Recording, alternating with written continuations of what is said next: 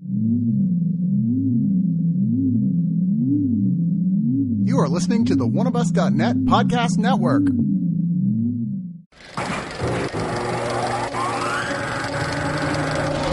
Something's coming.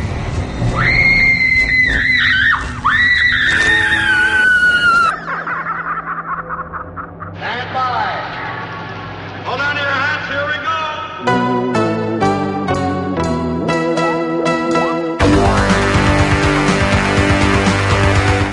Welcome to the Screamcast, episode 129. I am Sean DeRager, and with me is Brad Henderson. Hi, Sean. How are you? Good. There's a few ways you can get a hold of us while listening to the podcast. You can email us, readme@thescreamcast.com. You can drop us a line on Twitter, scream_cast. Or if you want to get on the show and want to ask us something, or if you have any comments or anything like that, you can call us. It's a Google Voice number, 951-723-5586. Again, 951-723-5586. We'd love to have you guys as a part of the show more often. As you heard on our last episode, I included a couple of those, and it was really fun. So please give that a shot if you want to get a hold of us while listening to the podcast, or anytime you ever have a question like, I wonder what Sean and Brad think about this. Hit us up that way. And of course, if we get emails, we'll definitely love to read those on the show. But today we are talking Scream Factory's release of Slumber Party 2 and Slumber Party 3. We'll also be talking in Stream Screams, a William Lustig film that I had not seen called Relentless from 1989. And then we're going to be talking a 1984 sex cheerleading dance comedy called Gimme An F. I know it's not horror, but you're going to want to stick around for that conversation. But first, Brad, let's get going with our What's on Your Doorstep. Holy cow, I almost forgot. We'll get the door.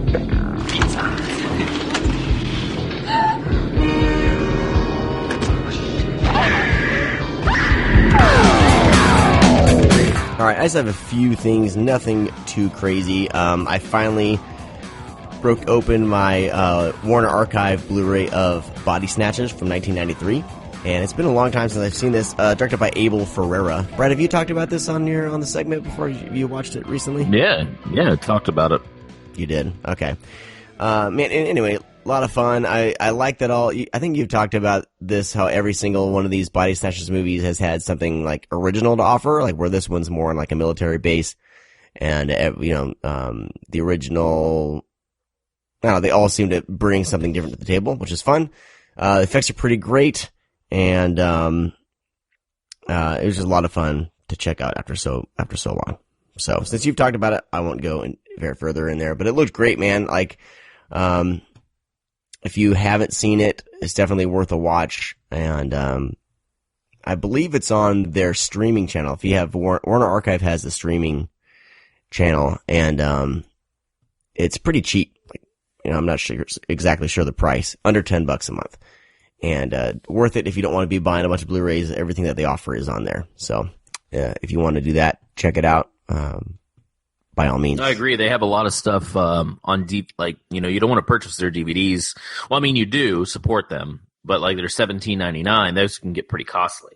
But yeah, if there's a movie you want to see if you like it, like, paying like $9.99 a month or less, to check out their collection, see what you like, and that's great. Pay pay $10 or whatever, check out some movies, and then buy the stuff you like, and then. I don't know. It's fun. I like that combo. I'm picking up what you're laying down. All right. Next up, I finally watched the movie Arrival, and you talked about this a while back, and I loved it. I absolutely adored it. I'm a parent, so it hit me a little harder, I think, than some people. I think parents kind of get a little more out of it, I feel, and based on my conversations with a handful of people. But all of that aside, that it's not a small part of the movie. It turns out to be a big part of the movie, but it all kind of flows together. But just even like the sound design of the film, the look of the aliens, the communication scenes, the focus on, language and things like that. Like I thought it had a lot to offer, a lot to bring to the table. Denis Villeneuve. I don't know how to pronounce his last name. But he did the movie Enemy, and he did the movie Prisoners, and I actually haven't watched Prisoners yet. I need to get on that. But I like him a lot. Like I guess there's like a backlash now, people trashing him.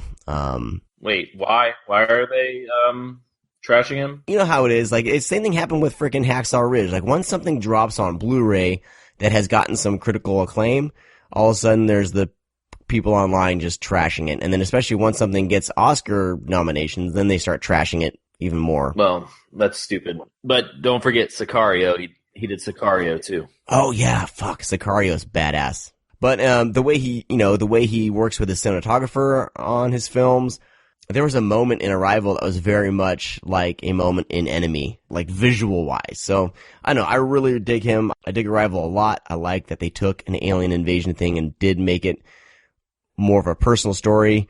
Amy Adams is great. It's fun seeing Forrest Whitaker seems to have been in a lot more movies lately, and I dig it a lot. More Forrest, please. Don't forget the writer is a horror writer too. He wrote the remake. Well, sorry, I always say that. Well, I can say remake. He wrote the remake of Nightmare on Elm Street.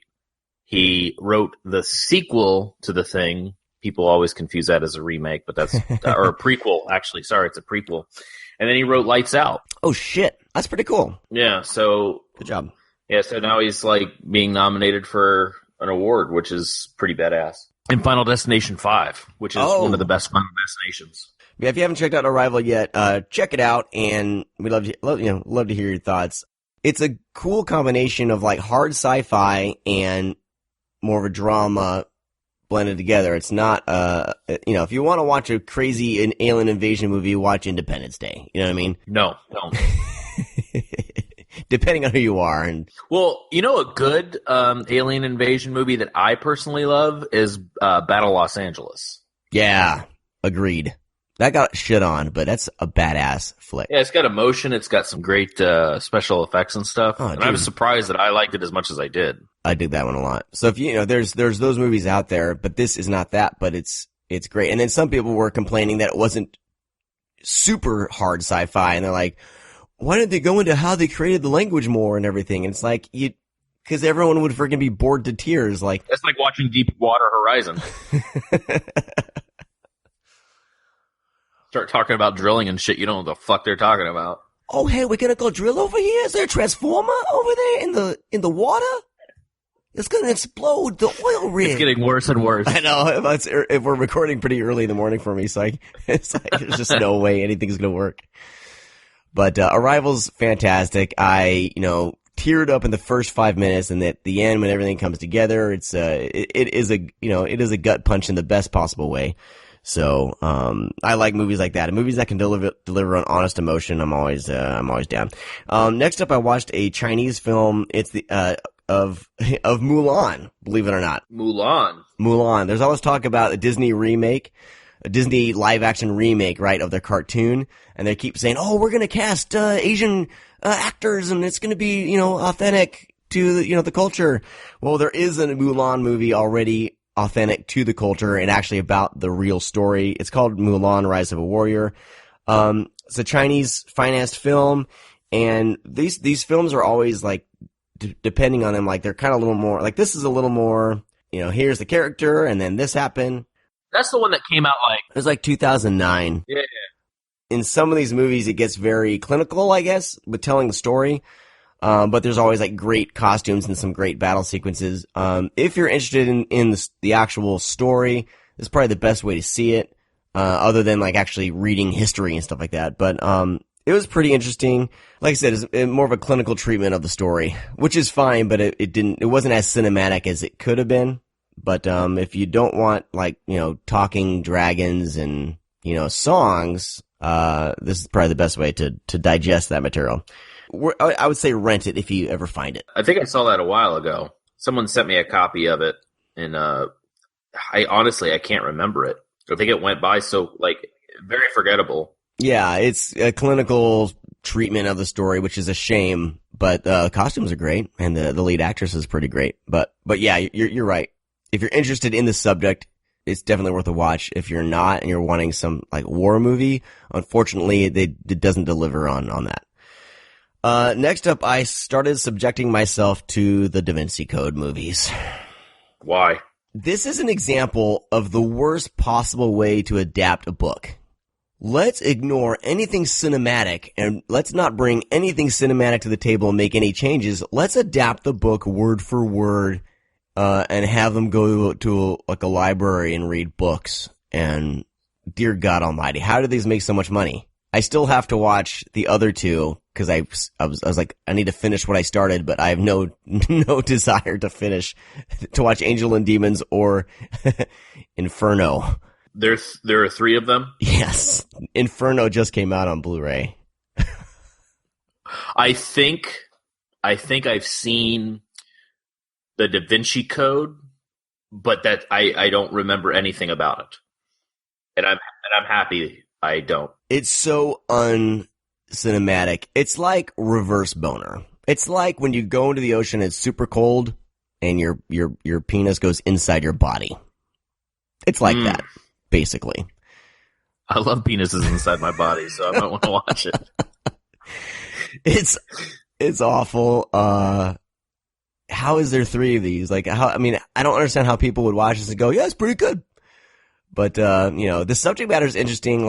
The thing about Dan Brown and these novels is, they're fun. They're airplane books. They're fun. They're good to read. There's a lot of information there, and there's interesting stuff being talked about, but it does not make for a good movie. And, just because you have an albino monk whipping himself, that gets old fast. And you need to do more than just visiting very beautiful locations like the Louvre and things like that. But anyway, I'm going to finish what I started. I will report back on the other 2, but it's not looking good so far. And finally, my wife and I watched Doctor Strange, and I'm not going to spend too much time on it. I think Marvel fatigue is hitting me because while it's pretty and I know my kids will like it, it was like paint by numbers Marvel movie, and I was really disappointed by it. I was hoping with C. Robert Cargill and with Scott Derrickson, the writers of Sinister, right, and director of Sinister, that it would be something, really special. And there's a few moments that I feel that their filmmaking shines through, and couple moments, but ultimately I feel like they were, this was a studio movie for them. There's nothing, there's no stamp of individuality on the film from the director. Guardians of the Galaxy, very much James Gunn's thing, and Marvel's letting him go. When it's a smaller director, that they're being, led around by kids like Kevin Feige. I guess. It's just, this could have been a cool horror fantasy, type film, with a lot of cool stuff. It's just paint by numbers. And they made him into Iron Man. He's a dick. Doctor Strange is a dick. And like I said, I hope he died in that car accident right away. He should have just, he should have died because that was an awful car wreck. But they turned him into freaking Iron Man. He's supposed to start, be a bit cocky, but he's supposed to turn into this character through through his training and stuff. That's more wise and even tempered and stuff. He's just an asshole through the entire movie. Although he becomes a good guy asshole. And, there is a moment in the finale that, I'm treading lightly if you want to see it, but it's very much, Scott Pilgrim, same exact shit. You don't even know. It's not a spoiler, right? No, it's fine. Just move along. No one cares about this movie. Especially if you don't like it. That's it for me. Wait, that's it? That's all I got. You don't have any more? Nope. I feel like we haven't recorded in 6 months. It's been a week. By the way, everyone, thank you for those of you who tuned in live to our YouTube show. Really appreciate it. It's a lot of fun. Stick around. We will have Patreon information towards the end of the show. But right now, I want to hear what's on Brad's doorstep. Too much. We talked about, like, the bad part about these Vestron titles is that we've covered a lot of them on, like, Stream Screams and, We were ahead of the game, motherfuckers. Yeah, I don't want to spend, too much time on them because we have entire shows on them. Yeah. So I got around to, getting, Parents and, Lair of the White Worm, which I've watched Lair of the White Worm again. This is my 4th time watching this movie, and I can officially say I am not a fan. I know you are. Oh man! All right, fair enough. But I just can't get into it. I mean, it's got some cool effects, and it's weird because I don't like it. Because I usually like this type of stuff, and I like Ken Russell quite a bit. Yeah. I just can't really get into it. But I tell you what, you know, I know these titles are, you know, high priced. Yes, they are the same basically transfers as they are on Vudu. But they are trying to do a decent job of putting special features on here. Yes, they pulled up some special features from the old disc, mainly because, I mean, Ken Russell's dead, so what else do you expect? You know, they pulled in a commentary from him. But they also did, you know, visual effects stuff on here. And the interviews I thought were, I wanted to watch the one with, his name is Peter Davies, the editor, and it's kind of interview called Cutting for Ken. So what it's like working with Ken Russell, who is such a prominent filmmaker and well known. And it's just like, you know, you would think that he's kind of a dick.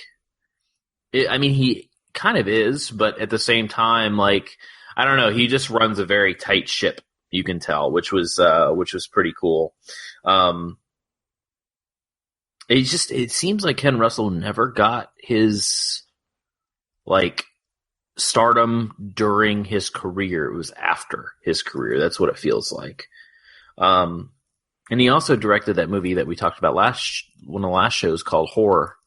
One of those 90s sleazy, steamy dramas. But yeah, I gave it another shot. I do think people, I mean, if you haven't seen it, I highly suggest it because I know I'm in the minority with Lair of the White Worm. So I highly suggest picking it up, even though I'm not a fan. I know when I'm wrong. And I admit I'm wrong. I know I'm wrong. That happens to me, but like opposite with like movies that I know are shit, but I like. Yeah, I mean, I don't like to tell, like, I hate those people that don't like a movie and they try to talk everybody out of watching it. I will never, ever do that unless it's Deepwater Horizon, which is my mortal enemy of a movie. And then next up, Bob Abelin's Parents, which we talked about again on Stream Scream, so won't spend too much time. Yeah.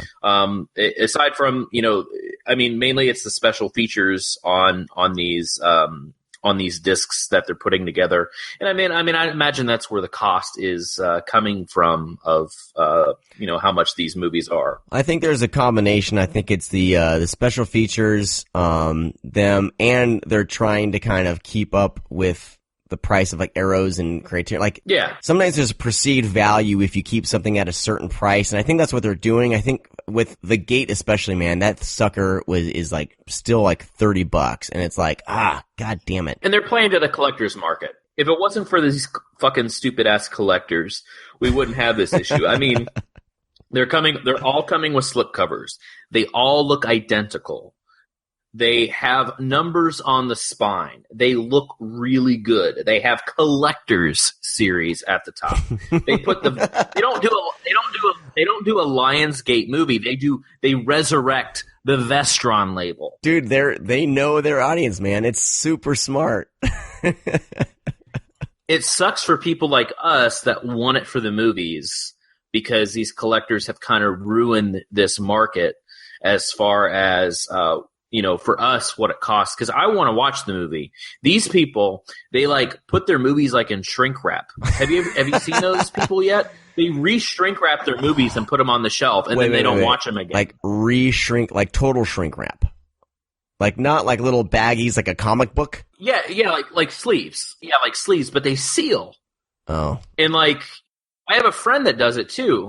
I have plastic on my records. Records make sense because you're taking them off the shelf, you're playing them, you're watching them over and over. These people, like, I see them on the groups, they're like, hey, check out this site, you can get 100 of these bags that seal, and everybody's like, yeah! And it's like, wait a second, I want to watch the movie 100 times. Like, but anyways. These are plastic discs, and they're in plastic cases, and some of them, if you're have cardboard slipcovers. Like, they're protected, everybody. Yeah, it's weird, but there's plenty of featurettes on this disc. You have audio commentary by Bob Babalan, and they also did an isolated score on this one, which a lot of discs don't do anymore. But Parents is a fun one. Listen to our old episode; we talk about it in depth. Those isolated movie scores are fun. I haven't thrown one on in a while, but sometimes I'm like just bullshitting around. I'll throw on a movie if I like the score and the isolated score, and it's just a lot of fun because it's really really cool option. Yeah, I dig it when they do that. Twilight Time seems to do that on every single one of their movies, don't they? That was like kind of the one thing that I was like, that's kind of cool. I don't buy too many Twilight Time movies. No, neither do I. Those things are too goddamn expensive. Next up was this is one of these movies that I saw clips of and watched a little bit like on TNT and stuff when I was little, but actually never watched the film in its complete entirety from start to finish. I got around to Red Dawn. This is the movie where I talk about how good versus nostalgia. You might like this movie because you watched it as a kid, but this movie's kind of garbage. It really is. And I know people are like, right now they're like, oh, Red Dawn's a classic. Right now they're smashing their phones because of you. Yeah, and it's fine. Fuck you, Brad. I get why people do that, but I think that we often confuse nostalgia, and they're like, oh, it's so good. No, it's not really. There's so many fucking stupid moments in this movie. They're littered with stupid moments. Yes, there are some good moments too. I agree. But there's more bad than good.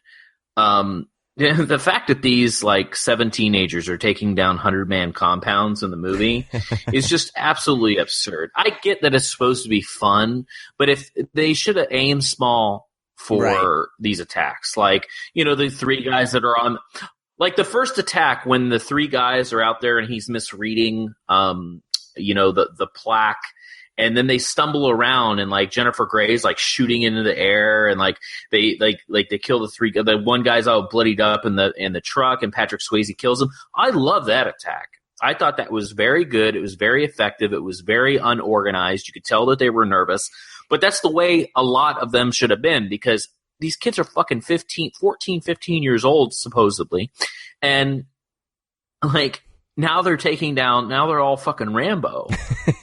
And it doesn't make a bit of sense. And I really hate that. And then you have the lead villain who is, like, very mean and sinister. But at the end of the film, he, like, has that change of heart where he's like, good job. Thanks for killing all my guys. You can go.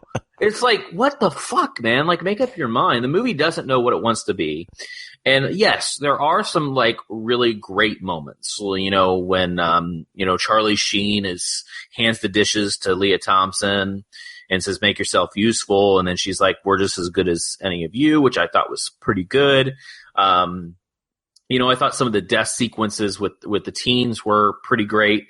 But it's just a really silly, movie, and there's just John Milius might have done Apocalypse Now, but this guy is off his rocker with this movie, and I just don't think it's good. Yeah, no, this is actually one that I agree with you on nostalgia versus being good, because I recently watched this. I've had this on Blu-ray. I'm not rebuying this. I'm not spending $25 on Red Dawn again. But it's just Shout Select, Sean, and they have the number on the side. See, that's what I'm talking about.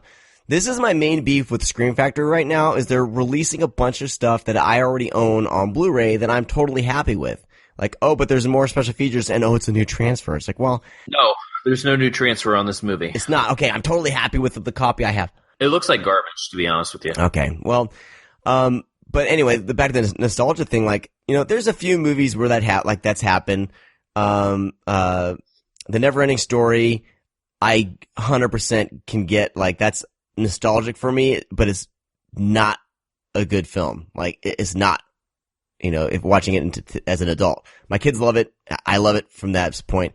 Red Dawn is another one where it's just, as a kid, I watched the hell out of that thing, and, you know, I'm totally nostalgic for it, but yeah, it's not good. I thought that I liked it. No, and me too. And the last time I watched it, I was like, damn it. This isn't that good. Yeah.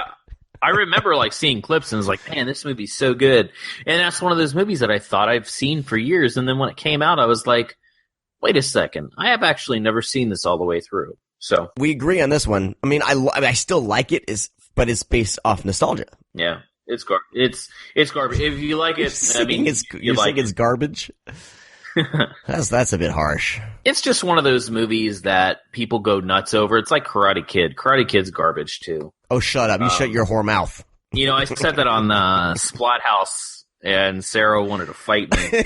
And she said she hasn't seen it since she was like 10. And I was like, yeah, exactly. Karate Kid, man, we're going to go on a tangent. We got to be careful we don't get into a rabbit hole here. But Karate Kid, like, Daniel's a dick. Like, he's an asshole the whole movie. And he rightfully so should be getting his ass kicked. But he's like the hero, and then he cheats at the end to win. Yeah, no, I mentioned that. Yeah, I think the movies. But I don't like them. No, I love Karate Kid though, man. I still think it's good. My kids love it too. So that's garbage. I wanted to talk about this one real quick. Won't spend so much time on it because I've talked about it a lot, but it's out now, and I see a lot of people watching it, and I see a lot of people not liking it. It's We Are the Flesh came out on Arrow. This is their is that the one where the brother gets a blowjob from his sister? We're gonna kill that joke to death. No. It's always appropriate.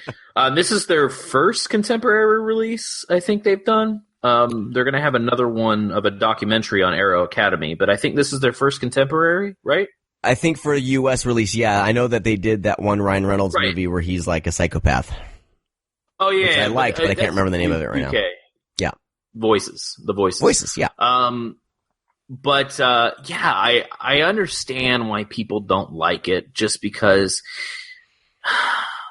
there's not a lot of context to it. There's not really a story. It's very experimental, but I don't know. That's the reason why I like it. And plus, like, I keep seeing people that are like, I couldn't do it. I couldn't make it through. It was like once the graphic graphic stuff starts happening, they're turning it off. And I see a lot of people turning it off.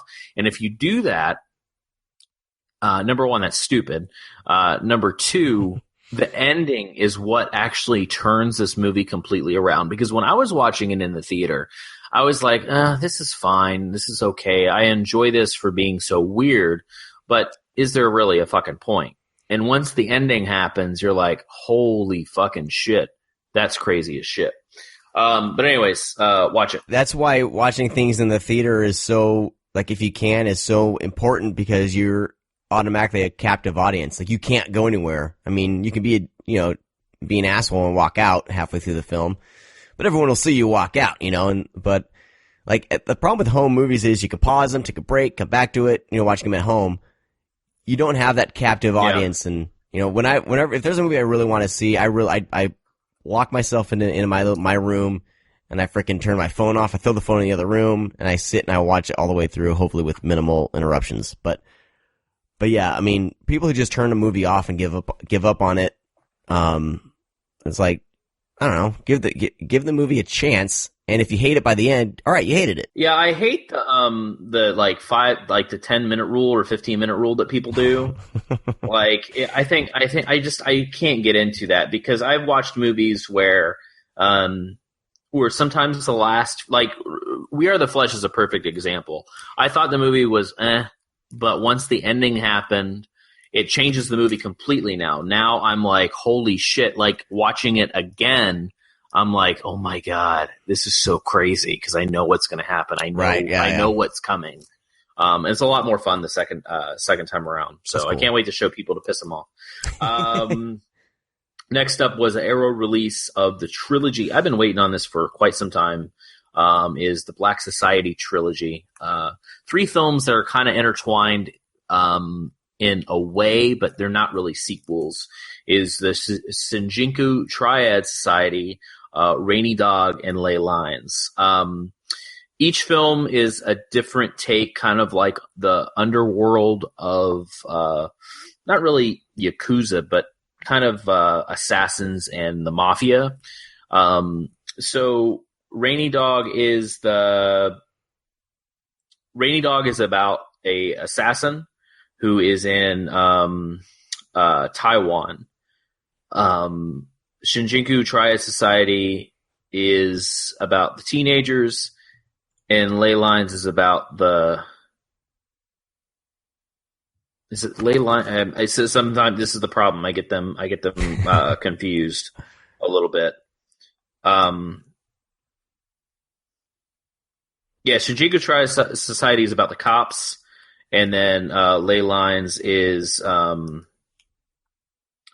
about a kid that goes back to Japan. It's kids that go back to Japan, and then they run into a very, very bad dude.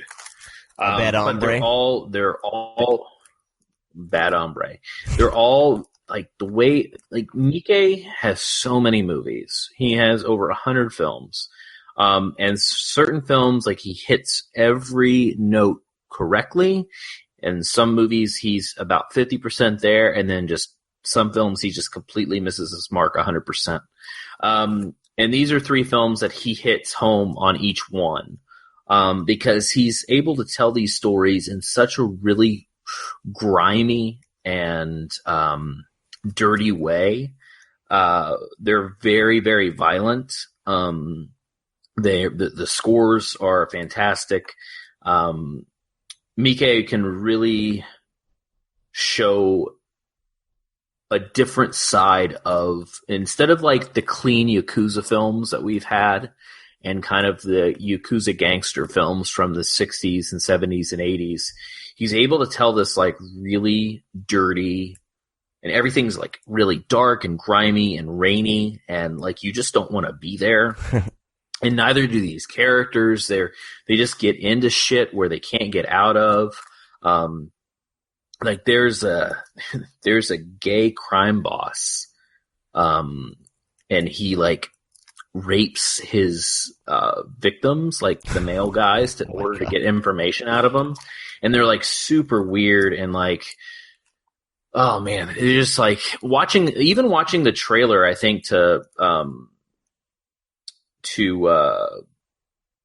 like Rainy Dog is just, there's some moments in that trailer I was watching and I was like, oh my God, I can't believe they actually showed this, like a trailer in, like, because there's a dude with like cum on his face and shit. It's like, oh, I know, but it's just like, that's like, but it's totally appropriate for the films because that's how the films are. I mean, we're not talking about like action movies like A Better Tomorrow or some John Woo flick. We're talking about like realism. Like these movies are completely like 100% could happen and probably did happen, knowing the shit that goes on with fucking Japanese gangsters and shit like that. If we have any Japanese gangsters or ex-gangsters listen to the show, let me know.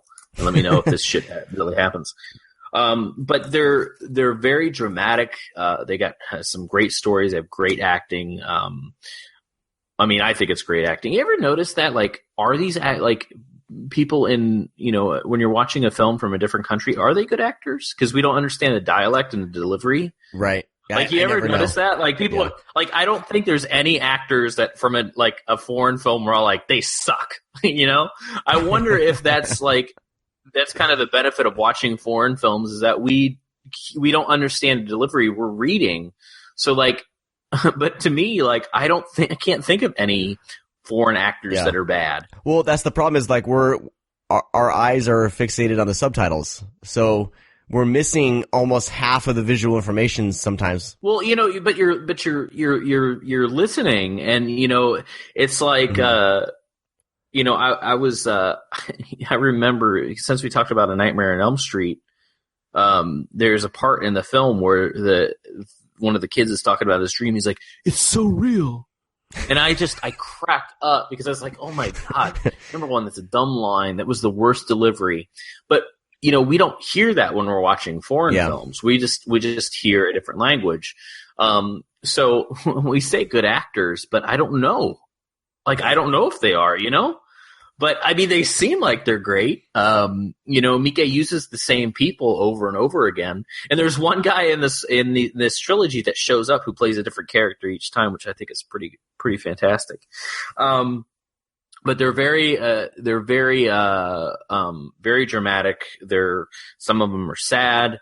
Like I said, they're hyper violent at times. Miike knows how to do hyper violence, which is fantastic. So give that a shot. You won't be disappointed. Now to the Wild Eye section, real quick. I need to create a jingle for the Wild Eye segment every week. I love Wild Eye. I've said that countless times. Last episode I had some really good shit by Wild Eye. This one is called 24 Hours to Die. It's I forget how many people are in this room. 12 people. It's a room that's completely bare, just with 12 people waking up periodically, and one of them has a cell phone. And it's not their cell phone, but they're getting information on how to what to do. And it's basically they're put in for a game to see who will do what and when. And if they don't do it, a virus will be released into the building. Well, I think all of them are infected with the virus when they say that, but I guess there's a way to trigger, like, the people that are running it, or there's a way to trigger the virus, and then you like start becoming like a rage zombie or something like that. But there's a reason for it, which I thought was pretty cool, because once we actually get to this, like, the actual story, which is maybe about an hour into the film, we realize what they're actually in there for, which there is a purpose. So I know that people are always like, oh, those movies, there's a lot of movies like this, and there's got to be a reason and purpose. It's sci-fi on a budget. So if you like that type of shit, pick it up. It has a pretty decent story around it. Next up, man, I like this movie because they made it. I didn't really care for the film all that much. It's called Wolf House, and it has a slipcover, which Wild Eye usually doesn't do, but you hear that? That's a slipcover. Right now, all our collectors just busted a nut hearing the slipcover. People can't see it, but I'm going to show Sean, and I'll describe it. This person's mouth is open, and a wolf is coming out of the person's mouth. It's nothing like that. Well, it a little bit. So it's a found footage film, which Sean loves. It's about a bunch of friends that are on a camping trip who go hunting. One of them takes a shot at something moving, and he's like, oh my gosh, I killed Bigfoot. And it looks like, Bigfoot looks like Sasquatch. So they tie it to the top of the roof and take it home, Harry Henderson style. Once they get it into the house, they slowly realize that is not a Sasquatch, it is a werewolf. And then they are attacked through the night by werewolves and something else. I have to give the film props because the found footage was handled really, really well. Of between logic of putting down the camera and moving, and they didn't use special effects for the werewolf. And there's a lot of werewolves, but it's people like in costumes, but it's like blatantly known that like they are just like really awful costumes. And like they're standing on all fours, but obviously the front legs are like stilts. So like when they're putting their feet down, like the feet are very straight and they actually don't meet the floor. And it looks really, really awful. So they basically had a Party City budget for their costumes. They had $10 for these costumes, but I tell you what, I appreciate that more than some wonky CGI in a found footage movie. So I can give them that. So yeah, CGI should never be used in a found footage film, like never ever, because you can always tell, like even more than a regular film. It's too noticeable. Yeah. Next up, real quick, is Operation Avalanche, directed by the very, very, very, very, very young and talented Matt Johnson. Matt Johnson did a movie called The Dirties, which I talked about a long time ago. It played at Fantastic Fest. I talked about it when it came out on VOD. The Dirties is absolutely amazing. It is a documentary style found footage movie, but it's more or less these kids are filming themselves because it's about 1 week and they're going to shoot up their school. Oh. And it's them talking about what they're going to do, who they're going to kill, and it's very, very, like, it never crosses the line, but when you're watching it, you're like, holy shit, this is really fucking scary. But it's like, it's very funny, too. That's the weird part. So anyways, this is his follow-up called Operation Avalanche, which is same thing. It's kind of a documentary-style found footage thing, mockumentary about the fake of the moon landing, which is very, very, very cool. And, like the Stanley Kubrick thing behind it. It's just like everybody knows kind of the backstory of how there's obviously a rumor that the moon landing was fake. Well, this is a mockumentary about that. So none of it's real. It's the way they tell or the story. Maybe you think it's not real, but maybe it is real. I saw a YouTube documentary and it's real. Yeah. Well, I mean, he's whatever. No, man, this actually sounds really cool. Like I really want to check it out. Yeah. He's a really, like, he's just a young kid. I met him at Fantastic Fest when he was there for the Dirties, and I mean, he's like 22 years old, and he made the Dirties when he was like in high school, and I'm like looking, and I was like, damn, dude, like he takes these. And the thing is the Dirties is made for film geeks because he's a total film geek. So like you have him quoting movies throughout the film. And like they're watching violent movies in order to like be like, oh, this is what we'll do is like, we'll be like in The Usual Suspects, and we'll just walk into the school and be like, blah, blah, blah, blah. And like they go over lines about what they're going to do and like how they're going to kill people. And it's just really, I know that sounds like people are like, oh my God, but it's not, it's heavy, but it's not as heavy as it sounds. But Operation Avalanche is a completely different animal, but it's really good. And last but not least, this is a film that I watched a long time ago, and it always stuck with me. And Film Movement, they're doing some good work. Film Movement released it on Blu-ray. It's called Once Were Warriors.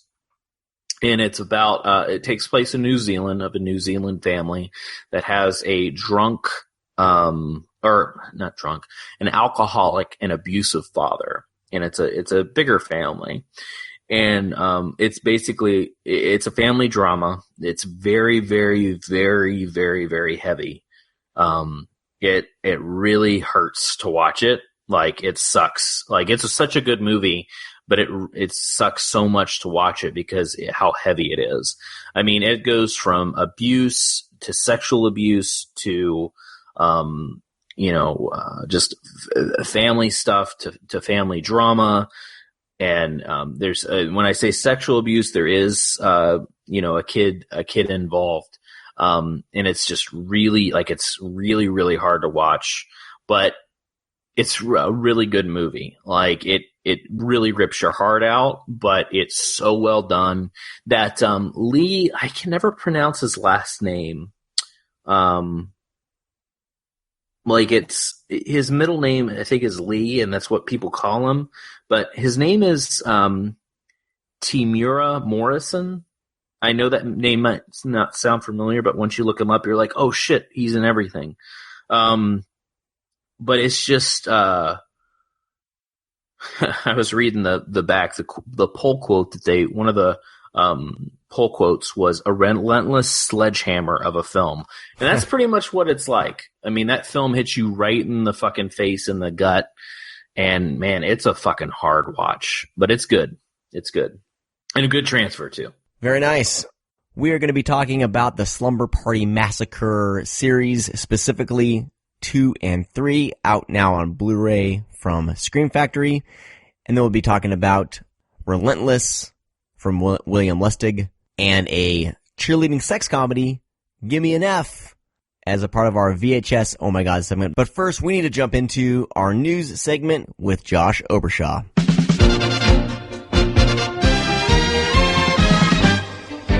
All right, Josh Obershaw joins us with this week's news. Josh, as usual, I'm in the dark because I don't pay attention to all this stuff. So what has happened this week that you can let us know about? Oh, that's cool because, that's my job. It's my job to keep tabs on all of this stuff. And it's been another light week this week, much like the last show that we did.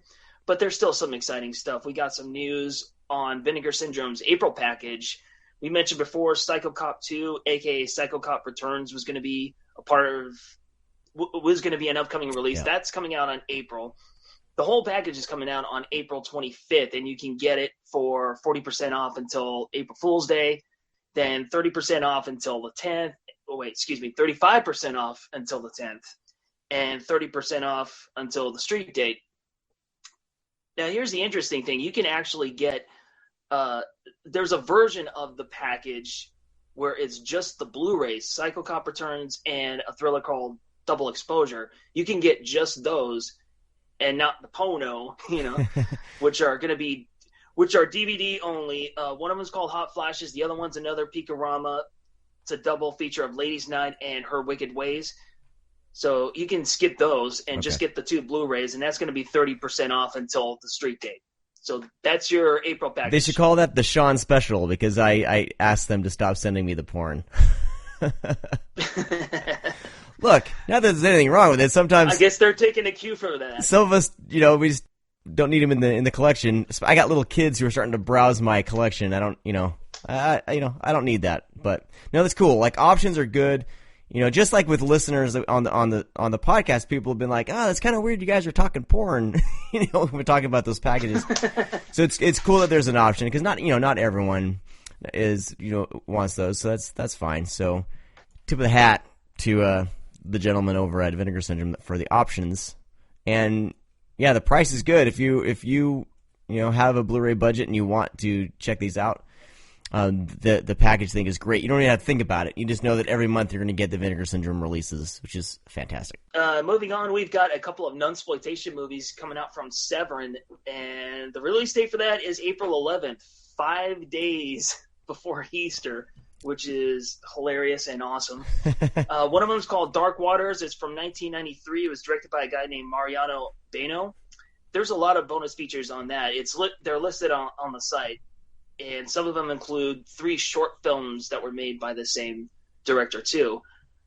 The other movie we've mentioned before, it's called The Other Hell, also known as Guardian of Hell, directed by our friend Bruno Mattei. And not a whole lot of bonus features for that, but there's an audio commentary with the writer Claudio Fragasso, who everybody knows because he made Troll 2. But anyways... So that's what's coming out from Severin on April 11th. And this is probably old news to a lot of people right now, but I just wanted to let people know that there is going to be a limited 3-disc set of Elvira, Mistress of the Dark. Mm-hmm. That one is coming out on April 24th.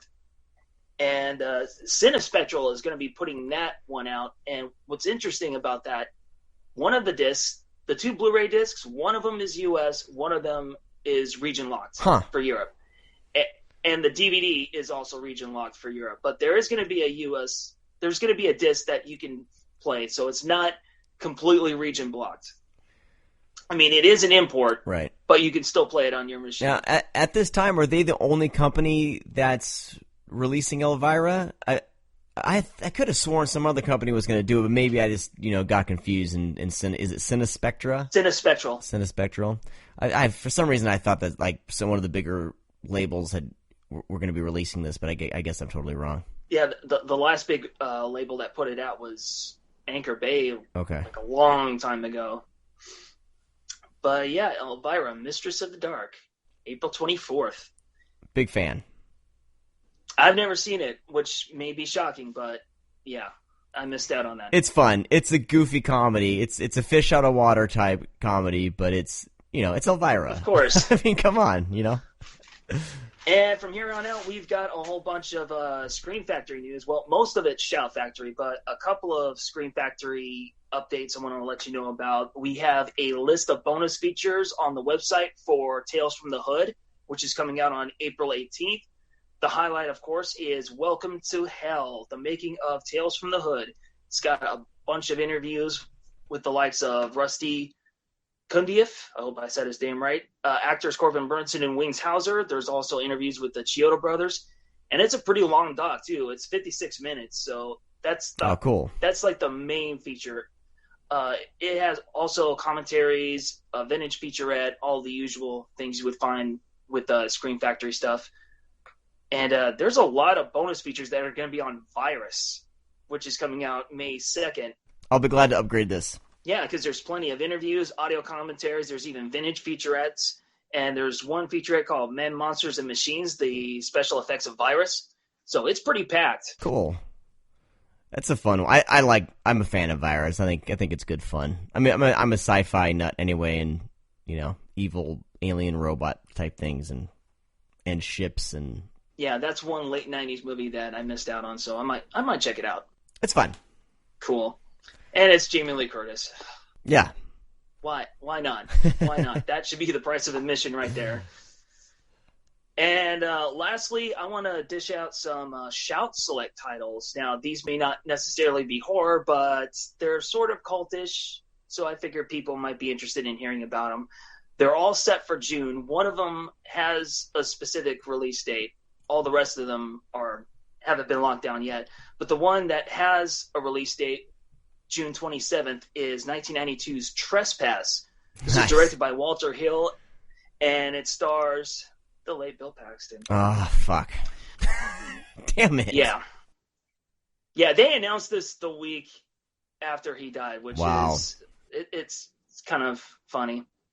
Not really.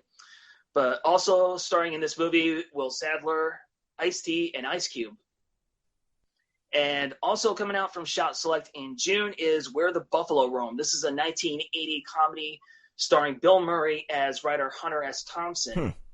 It's a weird one for sure, but it's definitely interesting seeing Bill Murray playing Hunter S. Thompson. How does he compare versus like Johnny Depp's portrayal? Pretty spot on, actually. Cool. I've never seen that one. Yeah, it is kind of weird, but it's not Fear and Loathing in Las Vegas weird. It's kind of a straightforward comedy, but a little off. If you've never seen this movie before, I'd highly recommend checking it out, at least, and just tell us what you think. Next up, Cheech and Chong's next movie. That one is going to be coming out some point in June. I don't know when, but I'm actually interested in seeing what bonus features they have with this one, because I came across this was a movie that I saw at the drive-in when I was a little kid, probably way too young to be watching that. That and Nice Dreams, I remember. But I said on regular TV some years ago, and it was a completely different cut than the theatrical one. So I'm just wondering if, Shout Factory is going to be putting some of those deleted scenes not only into the movie, but hell, just separate. Right. separate bonus features. Because it's always funny, a movie on network TV, it looks totally different from what you remember seeing. And last but not least, coming out in June from Shout Select, Car Wash. Working at the car wash, yeah. So as far as bonus features for all of these, there's still a work in progress. Okay. So we'll let you know what those are. And guess what, Sean? That's it. All right. That is all I got. Awesome. As always, you can always see most of these announcements over at thescreamcast.com. Should expand most of these. If you're curious about the special features and all that, we have a breakdown there. Josh has been kicking ass and taking names with all those announcements. Josh, thanks, man. Not a problem. We'll see you guys later.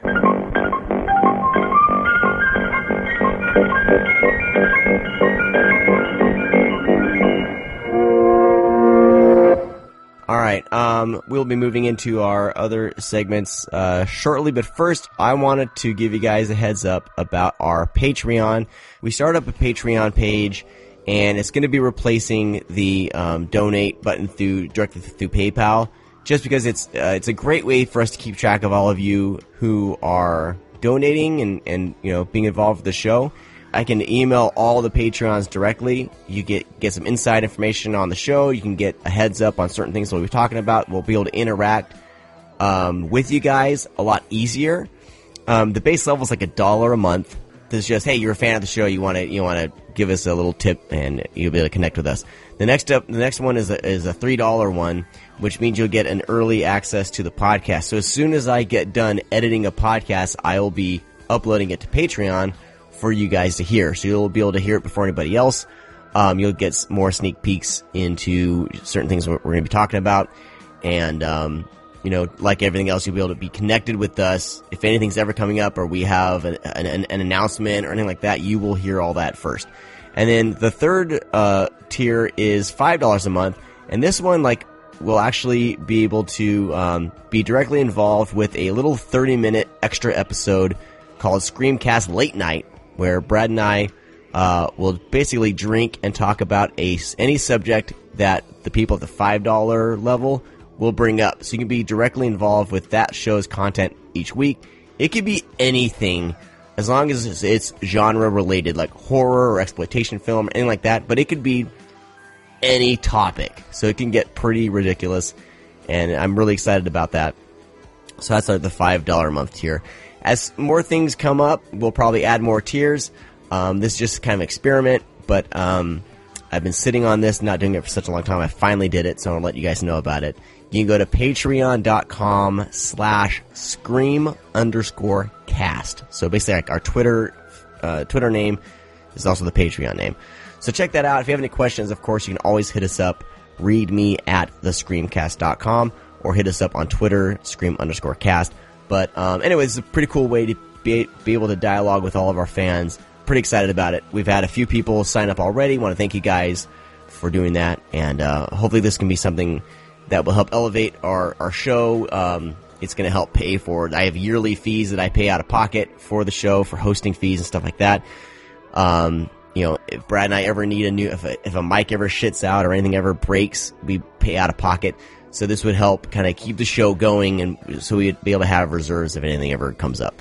And then I do want to do something specifically to go towards the writers on our site. I'm working that out. I may do another level to directly fund that. Josh Obershaw does a lot of work on the website, and we have a lot of great writers. And I want to be able to get something together and throw them some cash each month too, and you guys can help be a part of that. So, all that said, I want to keep the show as ad free as possible. I don't want to do ads on the website, all that bullshit. You guys, by your guys' direct support, you guys can help keep all that shit off there. Because man, websites are getting ridiculous with their ads. I can't even load Bloody Disgusting or Dread Central anymore without an ad taking over my entire phone and taking everything over, and even crashing the site, crashing the app. It's just ridiculous, and everyone's doing all these clickbait headlines. We don't want to do that. So this is a way that we can at least bring something in and pay for what we need to pay for and keep all that shit off the website and off our show. Cool? Agreed. That said, I'm going to do a quick ad for Coffee Shop of Horrors. They have a new flavor called Stranger Brew, waffles and syrup, and it's awesome. Use the code Screamcast to get 10% off. Now it's time for the fun part.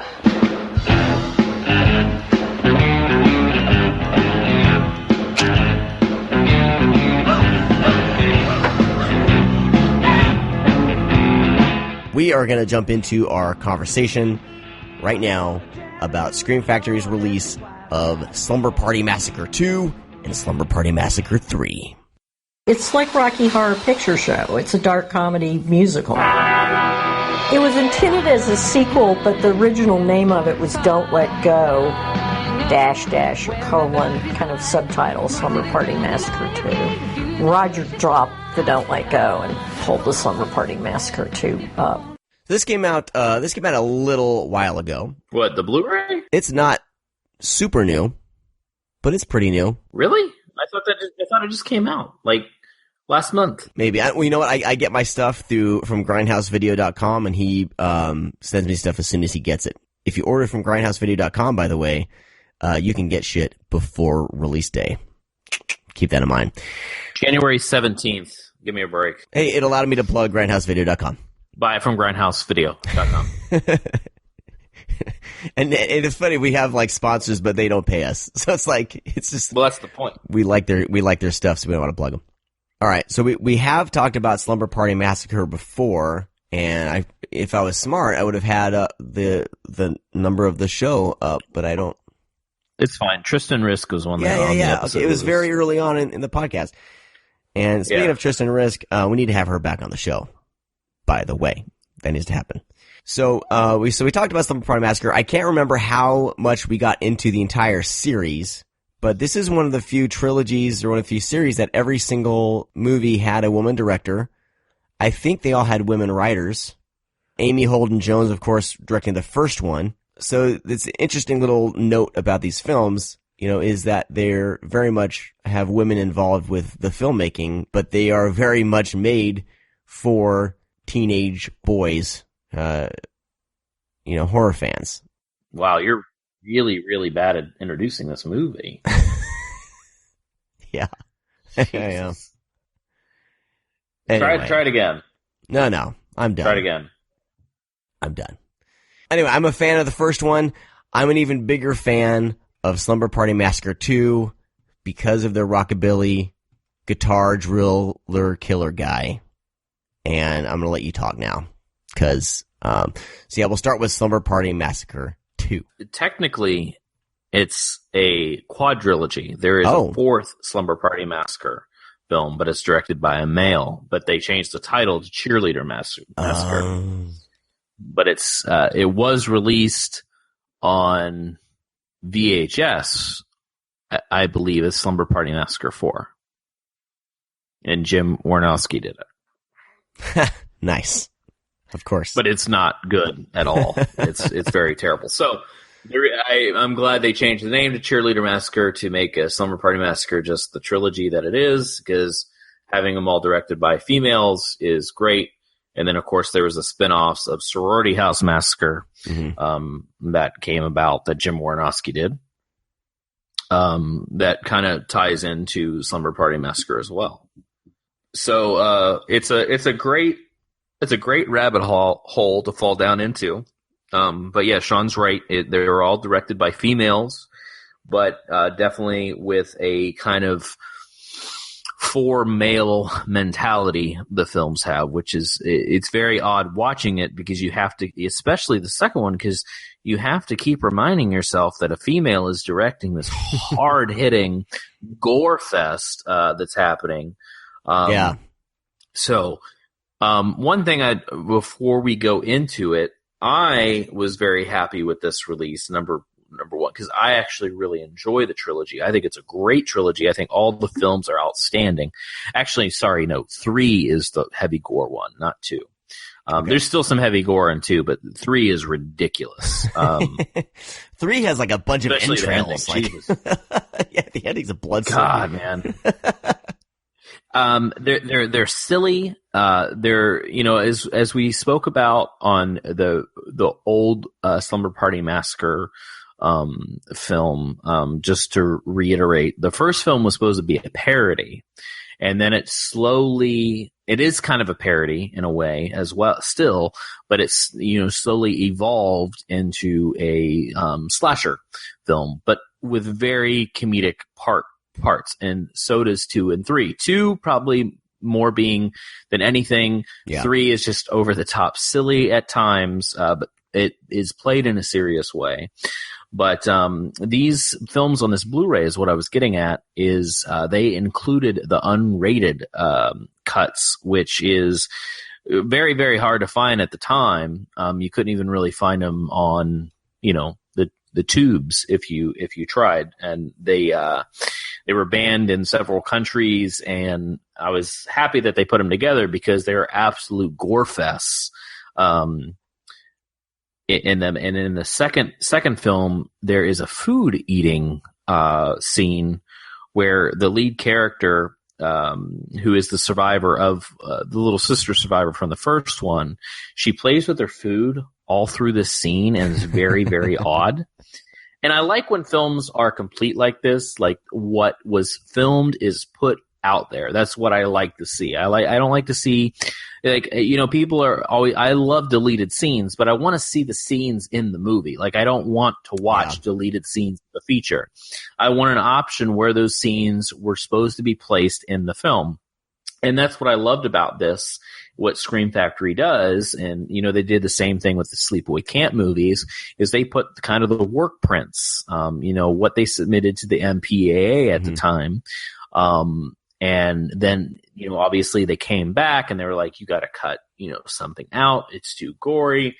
It runs too long. You know, the producers are like, hey, let's trim this up a little bit. Let's take out these needless scenes like this food eating sequence. And I like when those are placed back in. So, and that's what I actually watched. I didn't watch the new, quote unquote HD transfers that they put on the Blu-ray, because I don't think they did any new scans. I watched kind of the DVD VHS looking cuts on the disc. Now, imagine, what did you watch, John? I watched the theatrical. I compared them both, though, just to see the quality, so I can comment on the quality.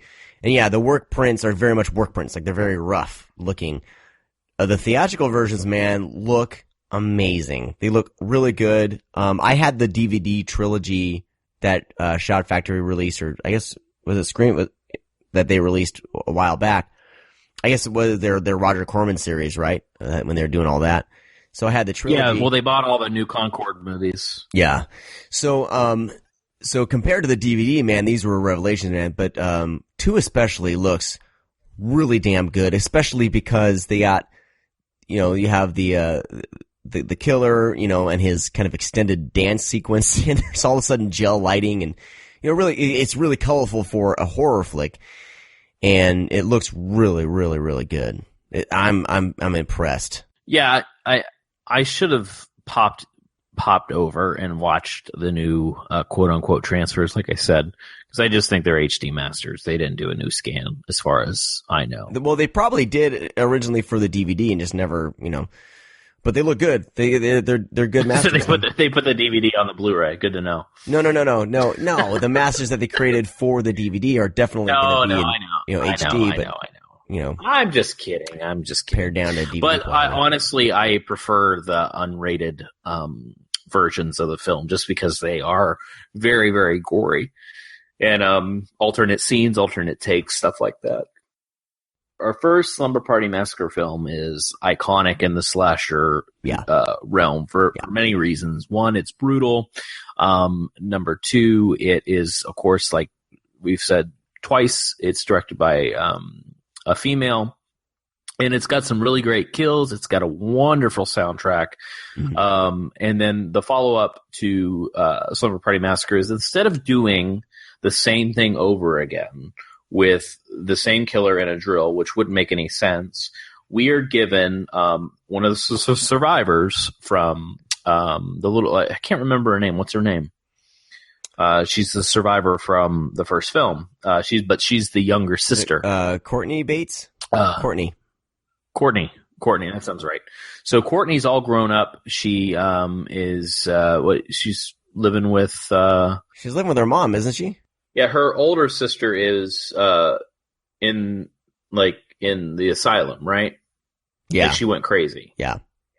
So in the second film, she's grown up. She is in a all girl band, and she starts having dreams of the future, kind of, and nightmares of that horrific night of being stalked by this driller killer.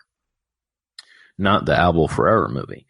So instead of kind of making a copycat killer or anything, we're giving a dreamlike character who then basically ends up being real somehow. That is never explained, nor do I want it explained.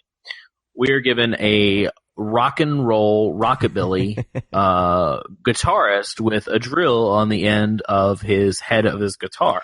And don't think about the logistics of that. And it turns out to be kind of a musical at the same time. It's completely batshit crazy, but it's fun and it works for the most part. I mean, if you try to make sense of the storyline, you won't. There is no sense in the storyline. It just is absolute absurdity and crazy. Yeah, it's the driller killer is played by an actor, Atanis Litch. Atanis Litch. He's only been in 3 films: Slumber Party Massacre 2, Ragin' Cajun, and a movie called A Private Matter. He looks kind of like rockabilly Eli Roth, a little bit. Yeah, I could see that. He is now a realtor, I believe, in California. Holy shit. That's I amazing. know he's a realtor. I know he's a realtor for sure because I actually looked him up and I emailed him and we did discuss stuff months and months ago. Oh, man. But he really doesn't want to be affiliated anymore with acting. He's very career driven. I didn't get around to the special features on the disc. Did you, to see if he maybe showed up? I think he does. This was on the DVD. So on the first Blu-ray of Slumber Party Massacre, I think Scream Factor really dropped the ball, and they only included a 23-minute version of the documentary, which I think was a mistake. But we have it here now. This is an hour and a half or an hour-long documentary about the entire series. And it's put together, like the director of it, I can't remember his name, but he's obsessed with this. And it starts off with him getting a Slumber Party Massacre VHS for Christmas or his birthday, and he's freaking out. It's fantastic. Oh, I remember that. Yeah, that's my God. It's awesome. But I believe I don't know if I can't remember because I was going to try to rewatch this, but it was an hour long and I didn't have time. I can't remember if they interviewed him or not.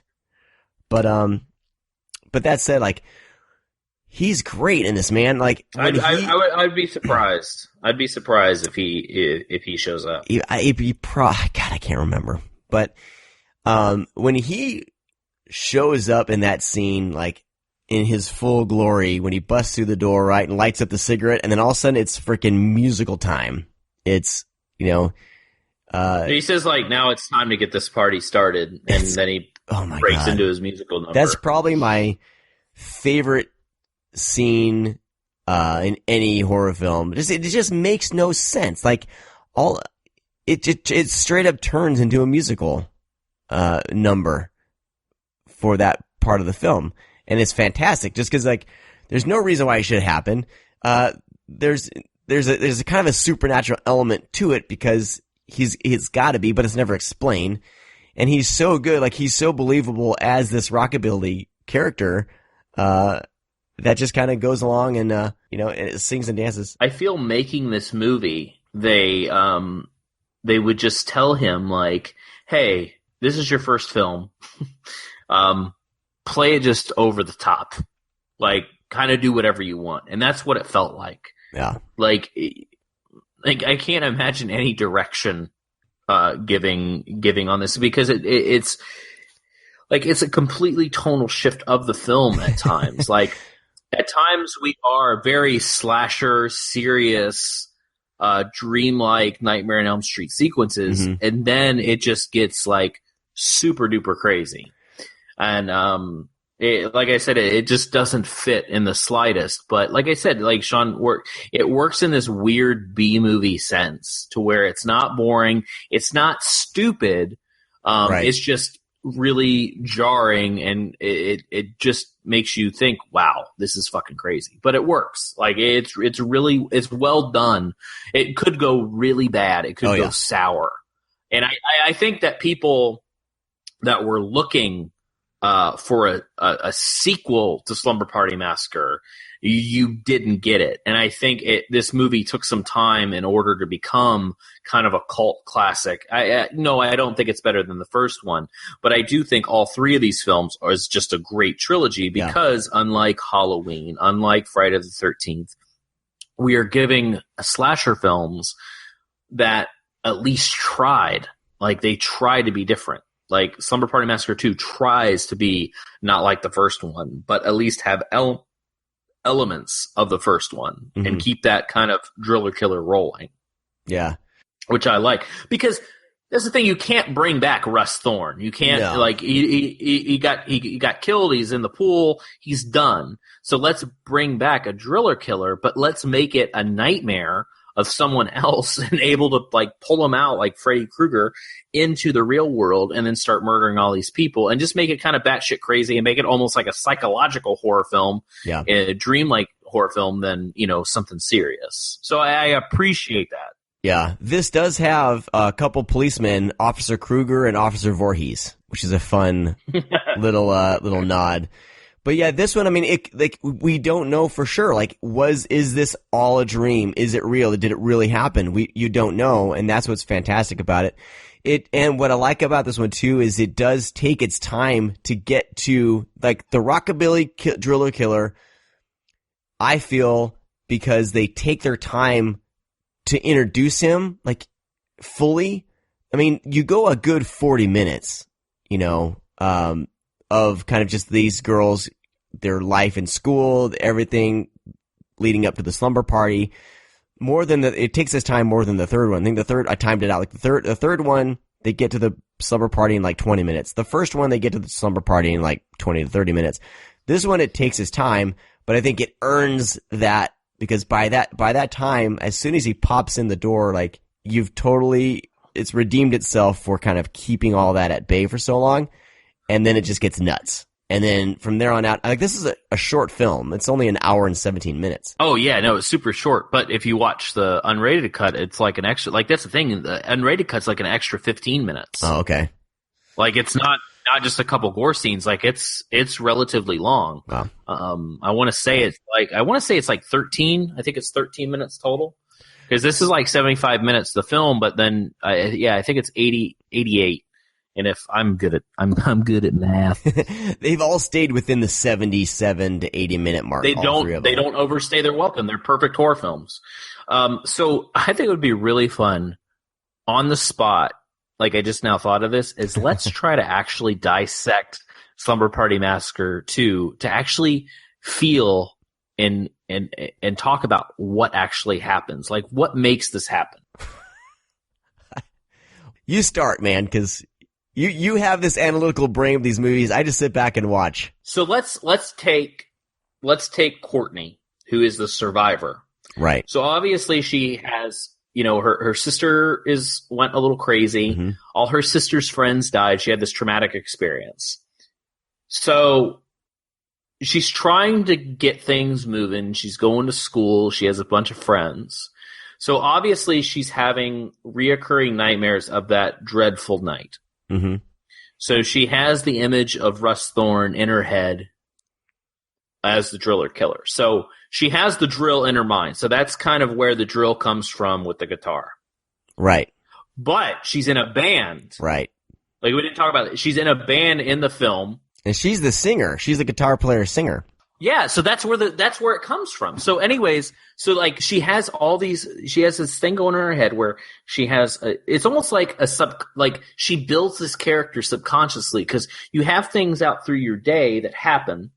And, even if it's the smallest thing, when you go to dream, that's sometimes what in real life, not talking about the movie at all, that's what you dream about. Like, sometimes like you can think heavily on something and that's what you dream about, or little things could sporadic happen through the day and that's actually what you dream about. Like, it's hard to decipher where actually dreams conjure up and come from, but that's basically, you know, the logistics of how dreams are made. So she's a singer and she has the driller. So she creates this in her head and it manifests so much that it becomes real.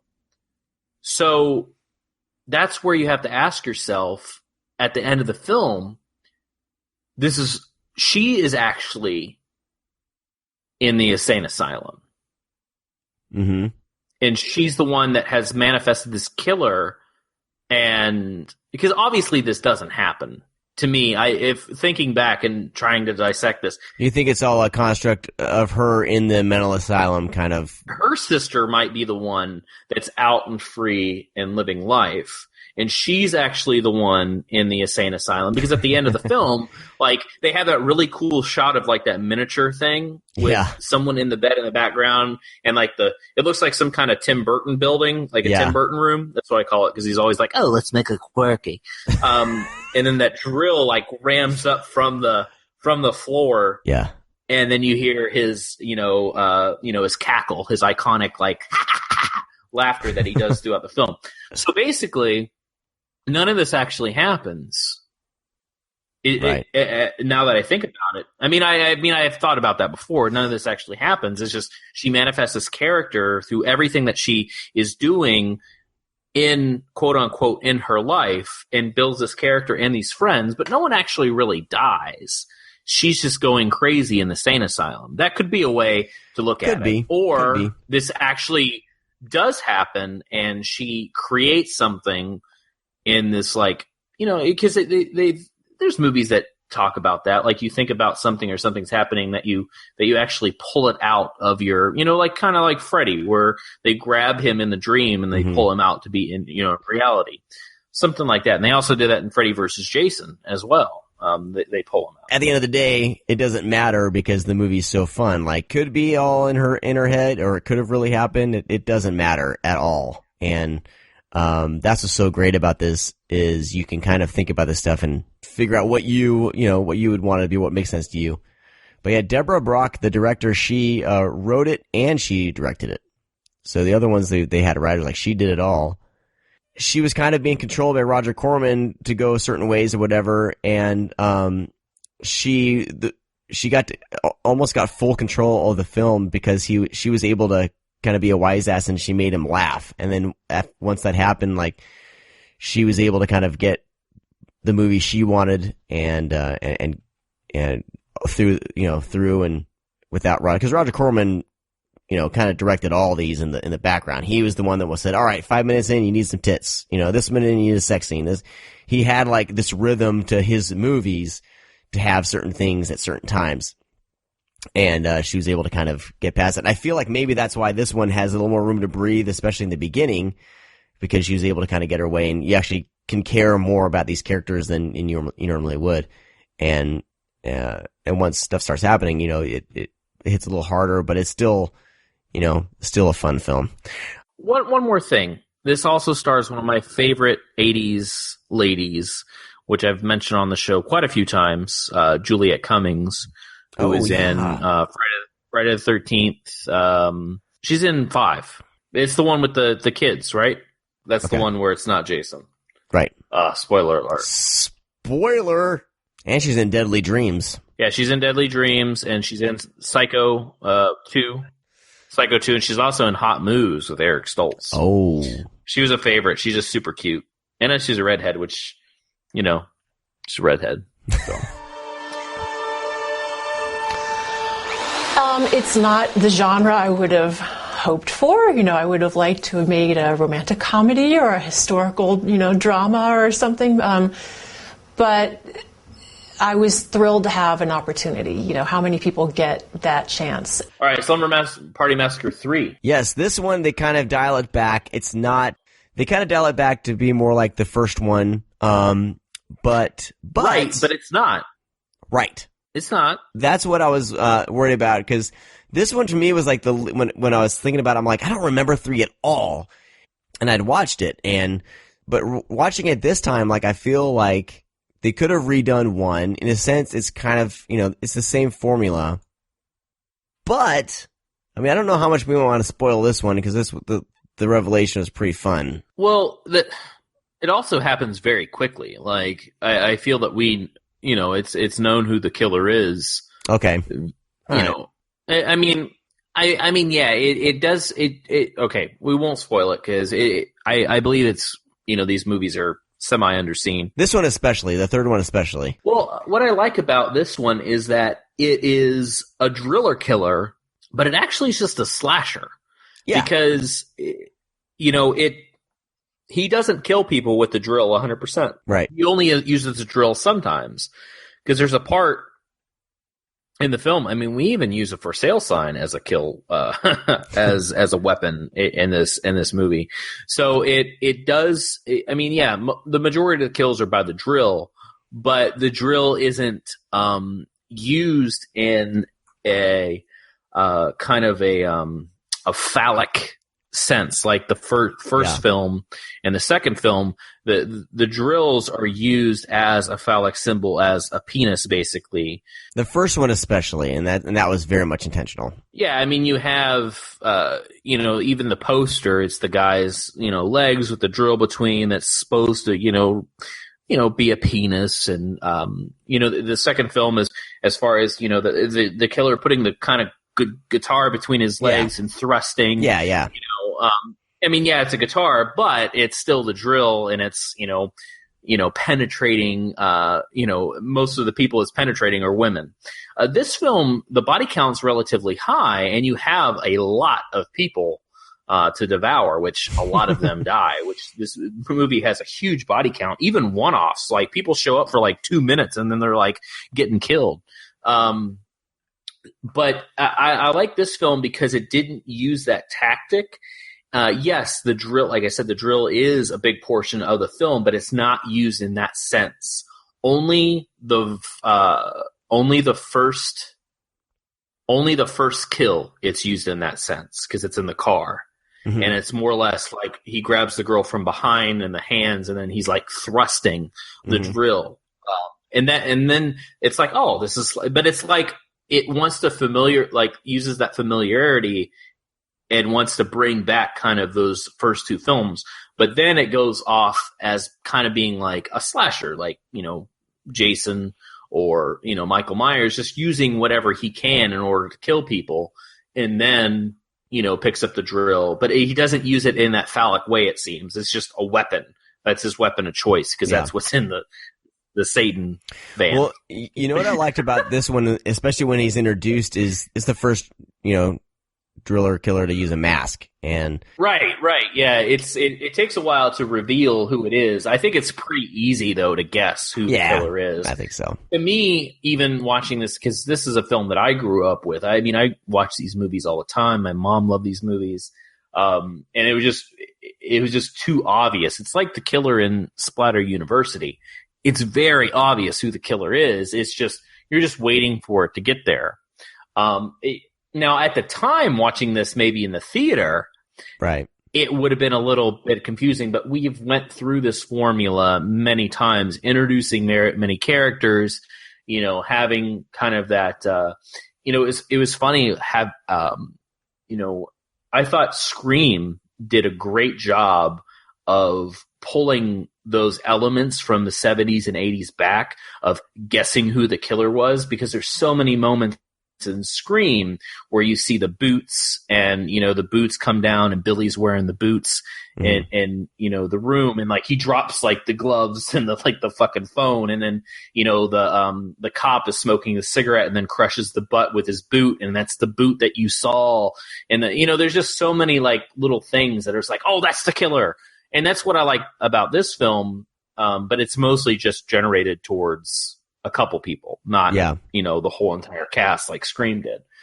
But I like that element of at least trying to surprise you. I probably would have been duped when I was little if I watched it in the theater, but watching it as an adult, I fucking knew exactly who this person would be. Well, I guess on the VHS cover and everything, they kind of show him on the back already, so they kind of spoiled it.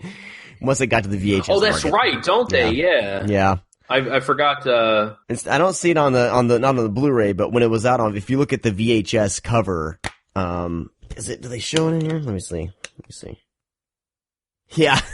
It's on the inside cover of the Scream Factory Blu-ray. There he is. Okay. I don't know. So man, that's hilarious. It's by this time I guess it's spoiled, but whatever. Well, you guys can thing is, like, I didn't even look at all that when I watched it, so I remember going in totally blind on that. Didn't even know, and I was like, oh shit, it made it fun. I don't know. Oh, I always liked Slumber Party Massacre 2, since you brought up VHS covers. And Slumber Party Massacre 2, is the VHS on there, on the back? The person that's on fire has a white mask on as the stunt guy. Yeah.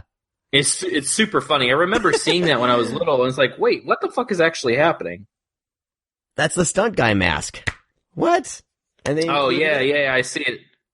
That's hilarious. Yeah. It's on they threw it on the Blu-ray on the back. But yeah, it's funny that even Scream Factory would use that, because it's obviously a stunt. Yeah, I can see the killer on the back of 3. That's pretty funny. But anyways, this one's more or less, it is a straightforward slasher, but man, its body count is really high, and it has a couple moments. Like, there's a moment, Maria Ford's in this movie, which I have always loved Maria Ford. She has been in so many sexy movies. She's a B-movie queen. But there's a moment in this movie with Maria Ford that's very uncomfortable, unlike all the other films, is after he's, like, blinded and she's laying on the floor and he's, like, undressing her and she's, like, giving telling him what to do. It's very rapey, and it's just, it doesn't fit the movie at all. It's very uncomfortable. And then he gets upset and then he kills her. And I'm like, ooh, like, this is like, changes shift, because I mean, we have these movies that, women are dying and male are the killers, directed by females. So it's shot in a different way where it's not super exploitive or, misogynistic. But at the time, during that portion, it's like, what? Like, because that feels like a movie that you would see directed by a male, where, it gets a little rapey and, a little hyper violent and what's happening. To me, that scene kind of sticks out like a sore thumb in the film. It's very, very weird. But I do love.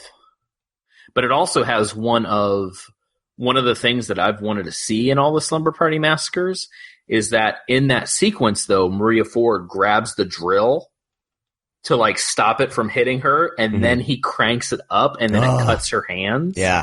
And I've wanted to see that. I'm like, oh my God, why, you're going to try to stop the drill. It'd be like stopping a knife, grabbing a knife and having it cut through your hand. Right. And, I really like that, because I've always kind of wanted to see that. Plus, it kind of gives me the willies.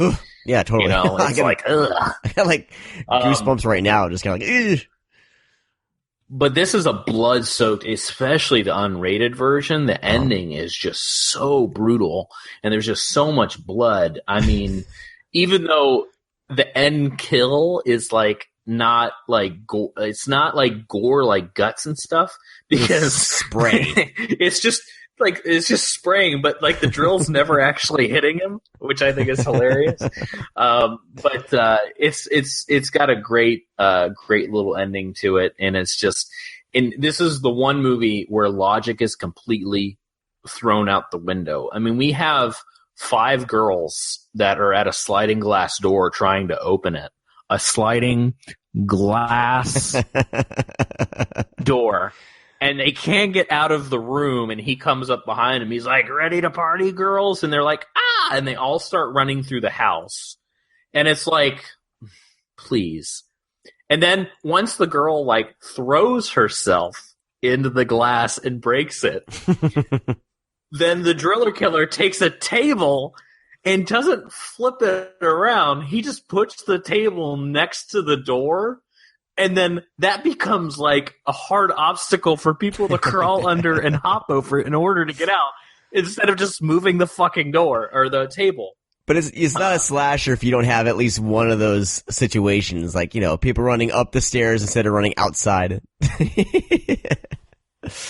Yeah, Awesome. I mean, some of the stuff I can deal with, but I mean, there's just so many like silly things, like you know, he's killing people out in the street in this movie, and no one's really looking. His little satanic seance van that he has with all like the candles that are lit. I was like, wait a second, were you driving with lit candles in the back, bro? Like, that's not safe. Is this where this dude lives? Well, it's like a Nazi van too. Oh my god. Yeah, it's definitely worth checking out. There's less special features on that disc. It's just the two cuts of the film. But this set's worth it, man. Like I said, we finally get the 3-part documentary about the entire series, which is great. If you haven't watched that 3-part documentary, if you didn't have the DVD with that documentary, definitely worth it for that. Pretty fun. And I like that the director of the documentary made it personal with his love for these films. It's pretty great. So it's definitely worth checking out. The theatrical versions look great, and having the work prints on there is added bonus. Nate, wake up! There's something very important I forgot to tell you. Don't fucking scream at me. You scream, I'll break your neck. Don't scream, miss. Don't scream. So this, today we are talking about a film by William Lustig, and this is one of his movies that I had never seen and I hadn't even really heard about. It stars Judd Nelson and Robert Loggia, but it's a film called Relentless. Hello? I called to see if you were home. I have to kill you.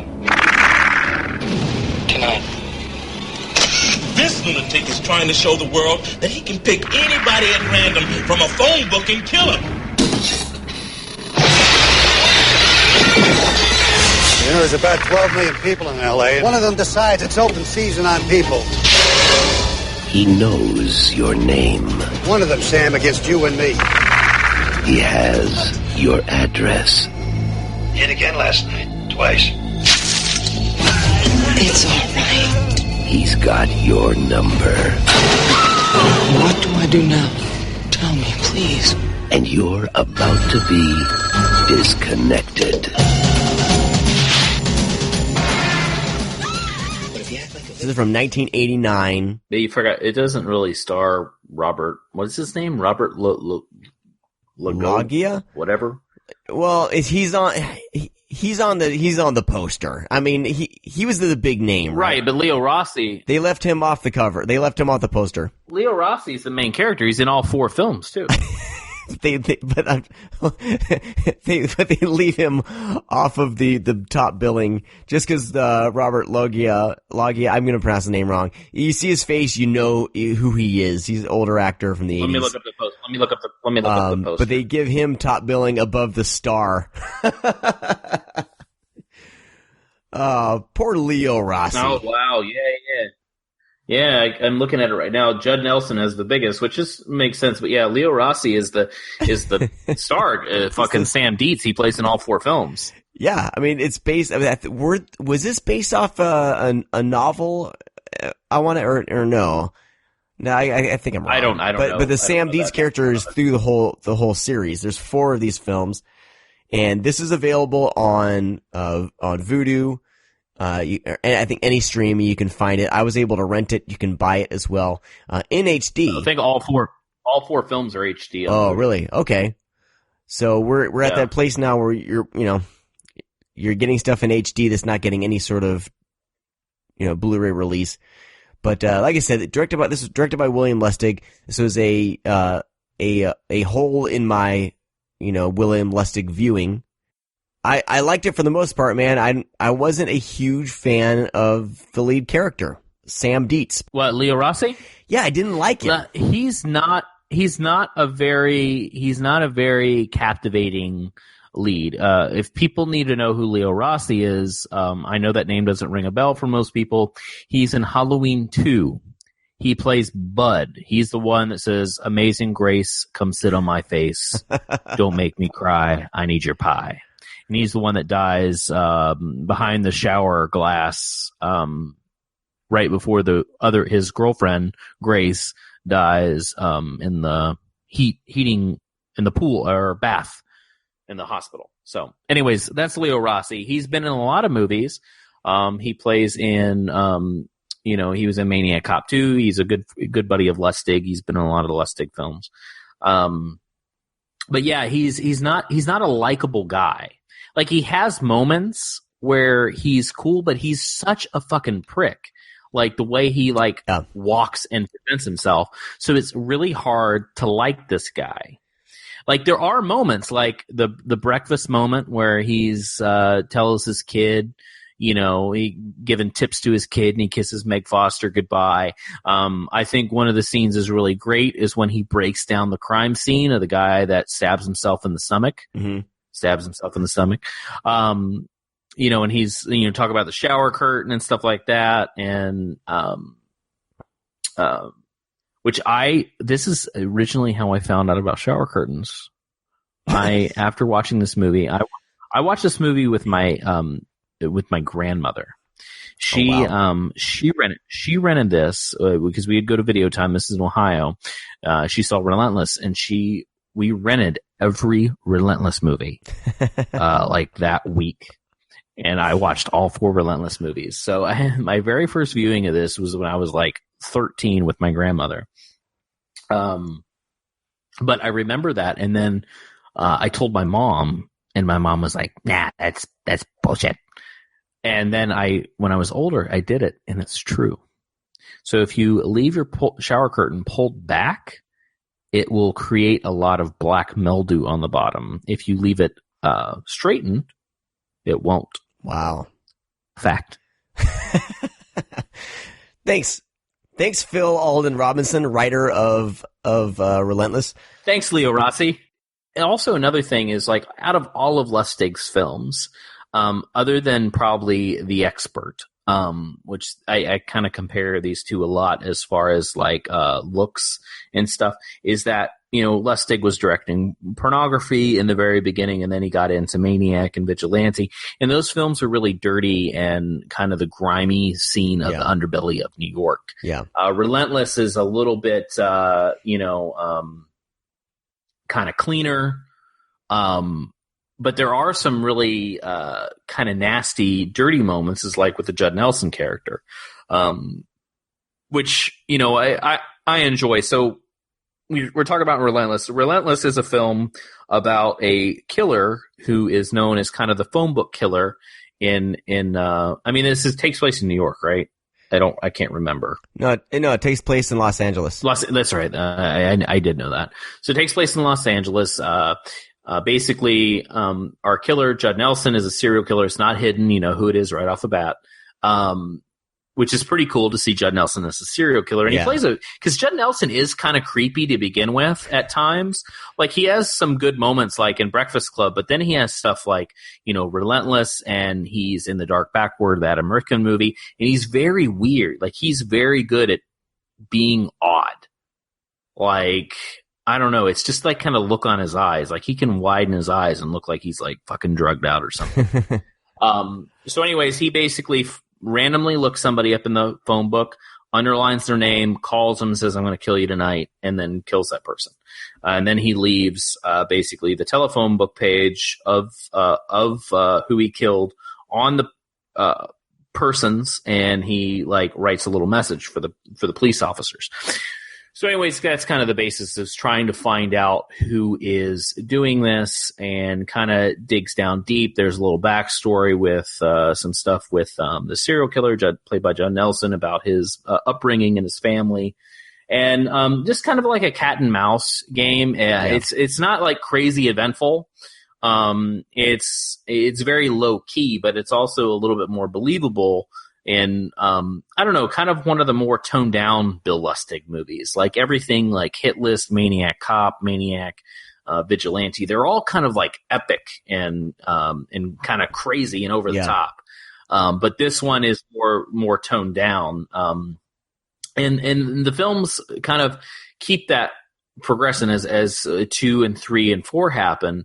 Judd Nelson does not come back as a zombie in the second one. It's just for some reason Sam Dietz just gets stuck with all the serial killers in LA. But anyways, it's basically every movie he's hunting a new serial killer, which I actually like because they all have their different like motives and shit like that. But I love them quite a bit, and I do love Relentless. And I think it's more or less kind of just growing up with it and it being a film that I watch with my grandmother. Kind of gives me some like little warm moments. But yeah, I think it's just a normal like 90s cop procedural serial killer movie. Mm-hmm. I mean, it's not gory at all. It's not dirty like you would think like a Lustig movie would be. It's very tame. It's very like mainstream theater shit that you would see in the 90s, you know? Like, I think this movie came out in the 80s, though. 89. Right? It's 89. Yeah, so yeah, 89, 90. Yeah, so it has that 90s feel. It feels like, you know, this is one of the cops. Like, I always compare it. It's so weird that I do this.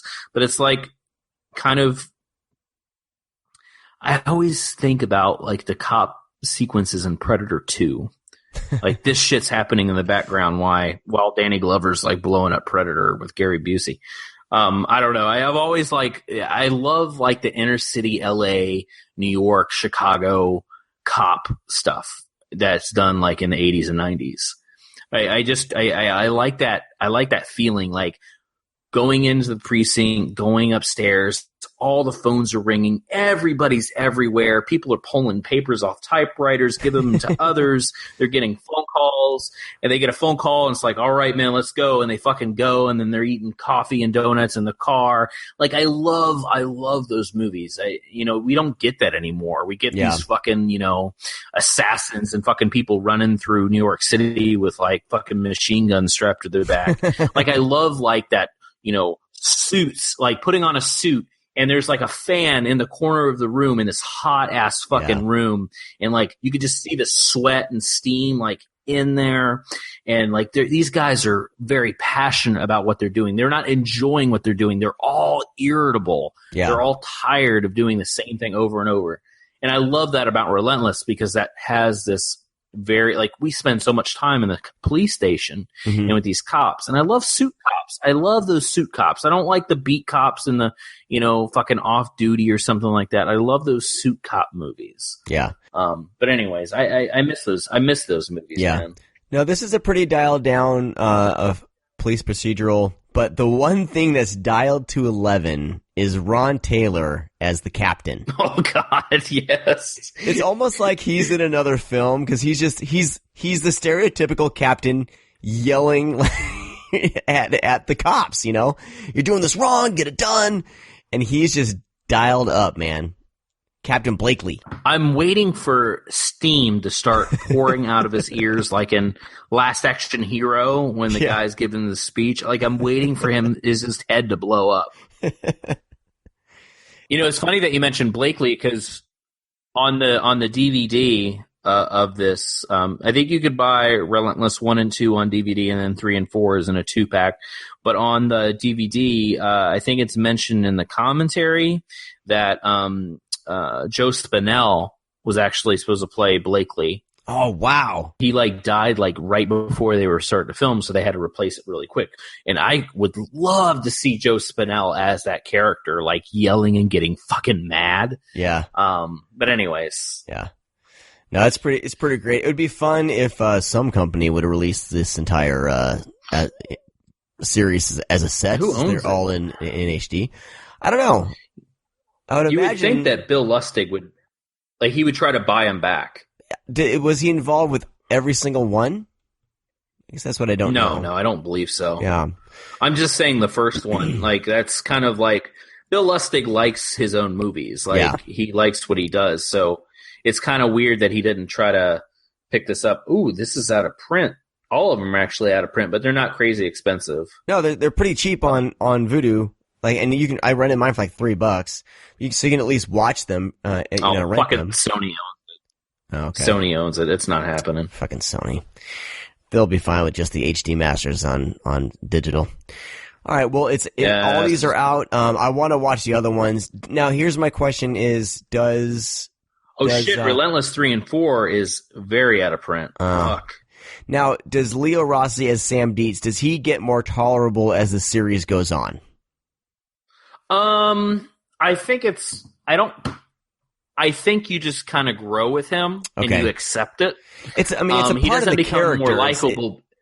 Because that's Leo Rossi. Every film I see Leo Rossi in, he's that dickhead from Halloween 2. That's the first time I saw him, and he pops up in movies, and that's just kind of how he is. He's like Robert. He looks like Robert Zadar's little brother. All of these are available to check out, which is a good thing. So check them out. They're good fun. Give them a rent and check them out. They're pretty good. It's a good quadrilogy. Yeah. The key. Well, here we are at last. Right where we ought to be. Video. Oh my God!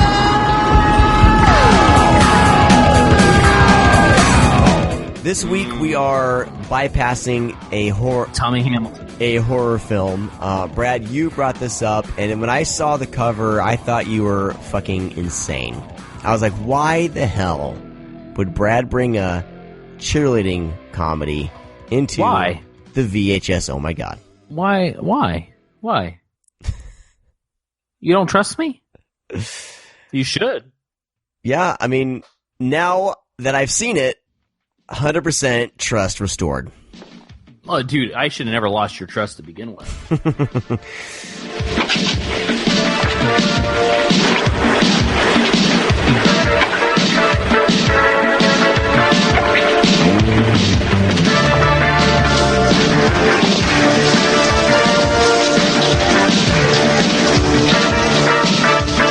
Gimme An F is a 1984 cheerleading sex comedy with a ton of dancing, directed by Paul Justman. And I can't believe that I have not seen this. I can't believe I have not seen this. It's basically about a cheerleading camp. Everyone goes in. There's a big cheerleading competition that they're all going to compete against each other. A lot of stuff ensues, but you follow kind of this one character. They're not that good of a squad, and you're kind of following them and everything. And that's the setup. But you need to introduce Paul Justman as Grammy award-winning Paul Justman, I might add. What did he win that Grammy for? Standing in the Shadows of Motown. Damn. All right. Grammy award. He's a documentary. He's actually a documentarian, but he made this sex comedy with a fantastic soundtrack. The soundtrack is incredible. A lot of fun. I mean, this is 80s, Red Hot Chili Peppers. Red Hot Chili Peppers is on it.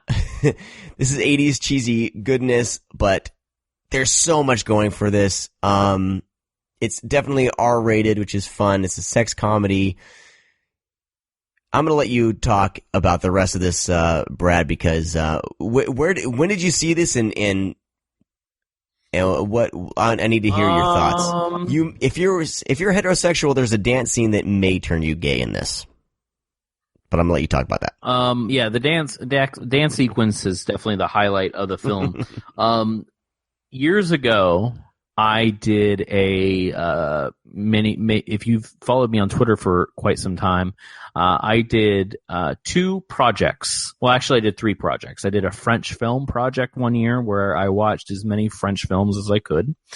I did a heavy metal horror project. That's how Sean and I kind of became to know one another. Yep.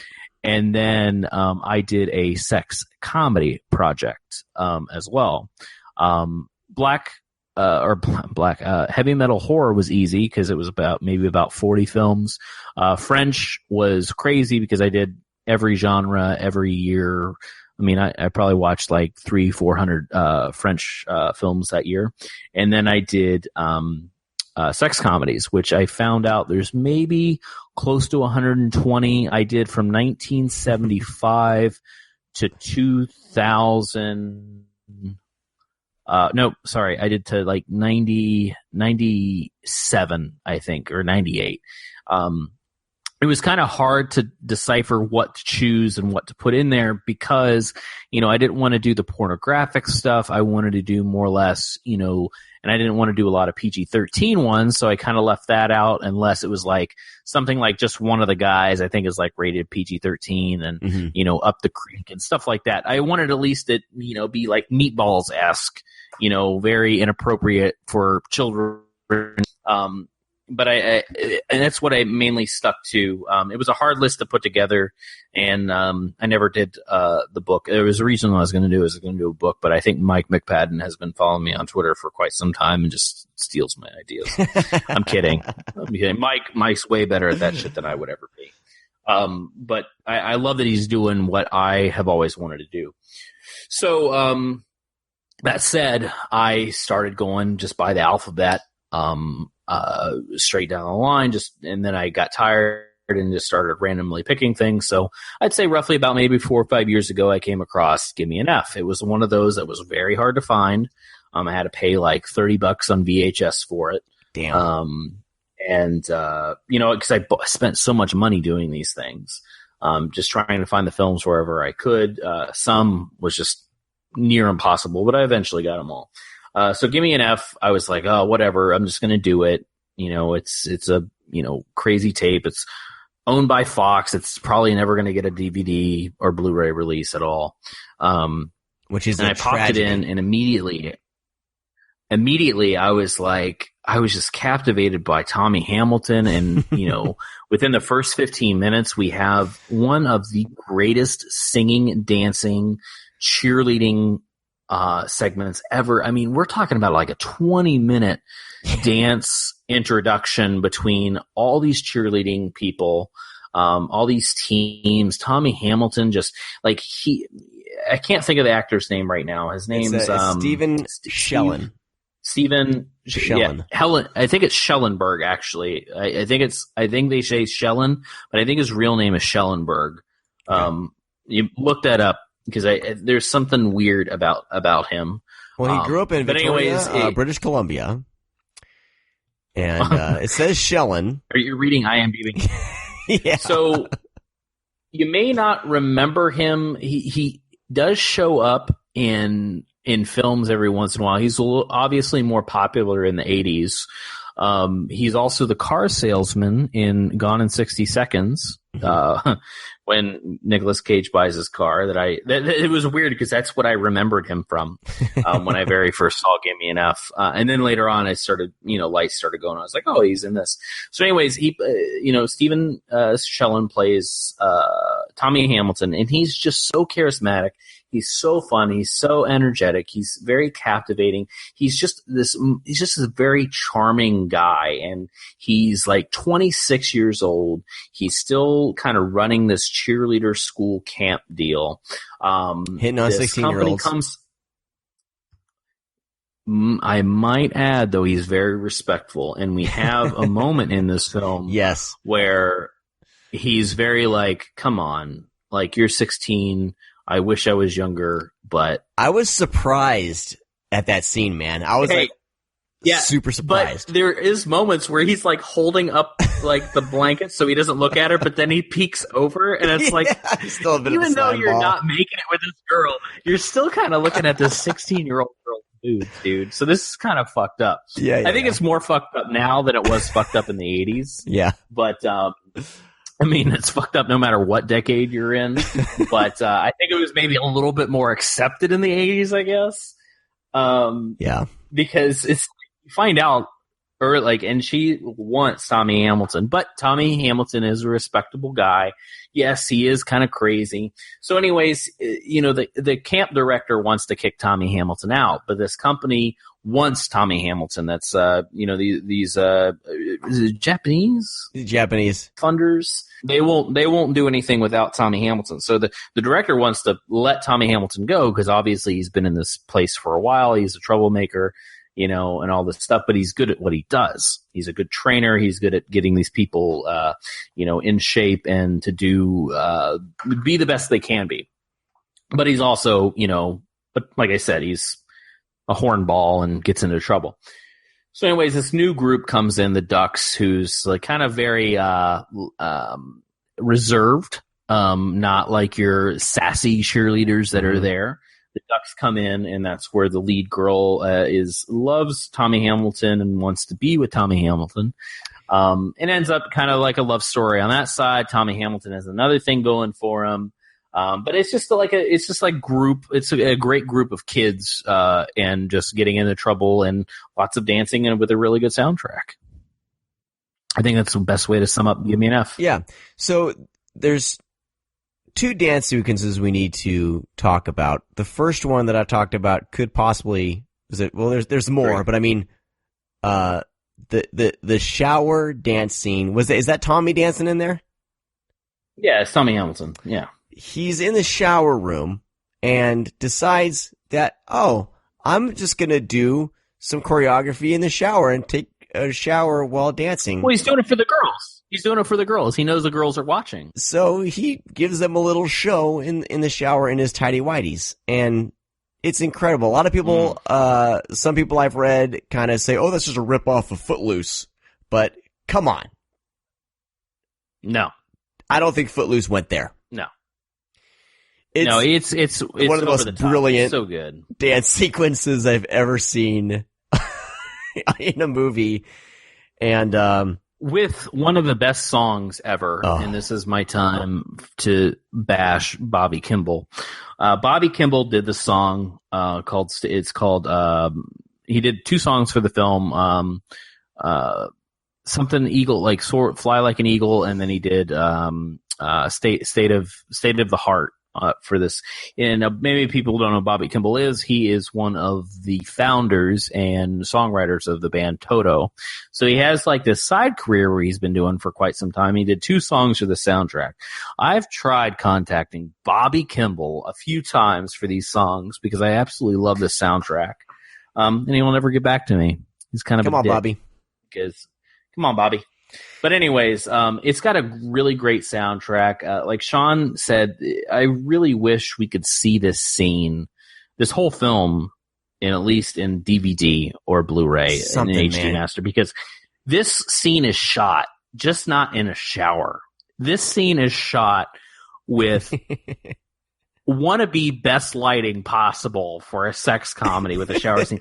Like in the shower at this kid's camp, there are gaps in the walls where they're shining this bright light through to light this in an odd way, where you could see the girls behind the wall trying to peer in, trying to catch to see Tommy Hamilton's penis, who's led by Demon Jana, who is my favorite female portion of this film. She is so pretty. She was only in this, and she was in a side bit in Hard Bodies, and then she just disappeared.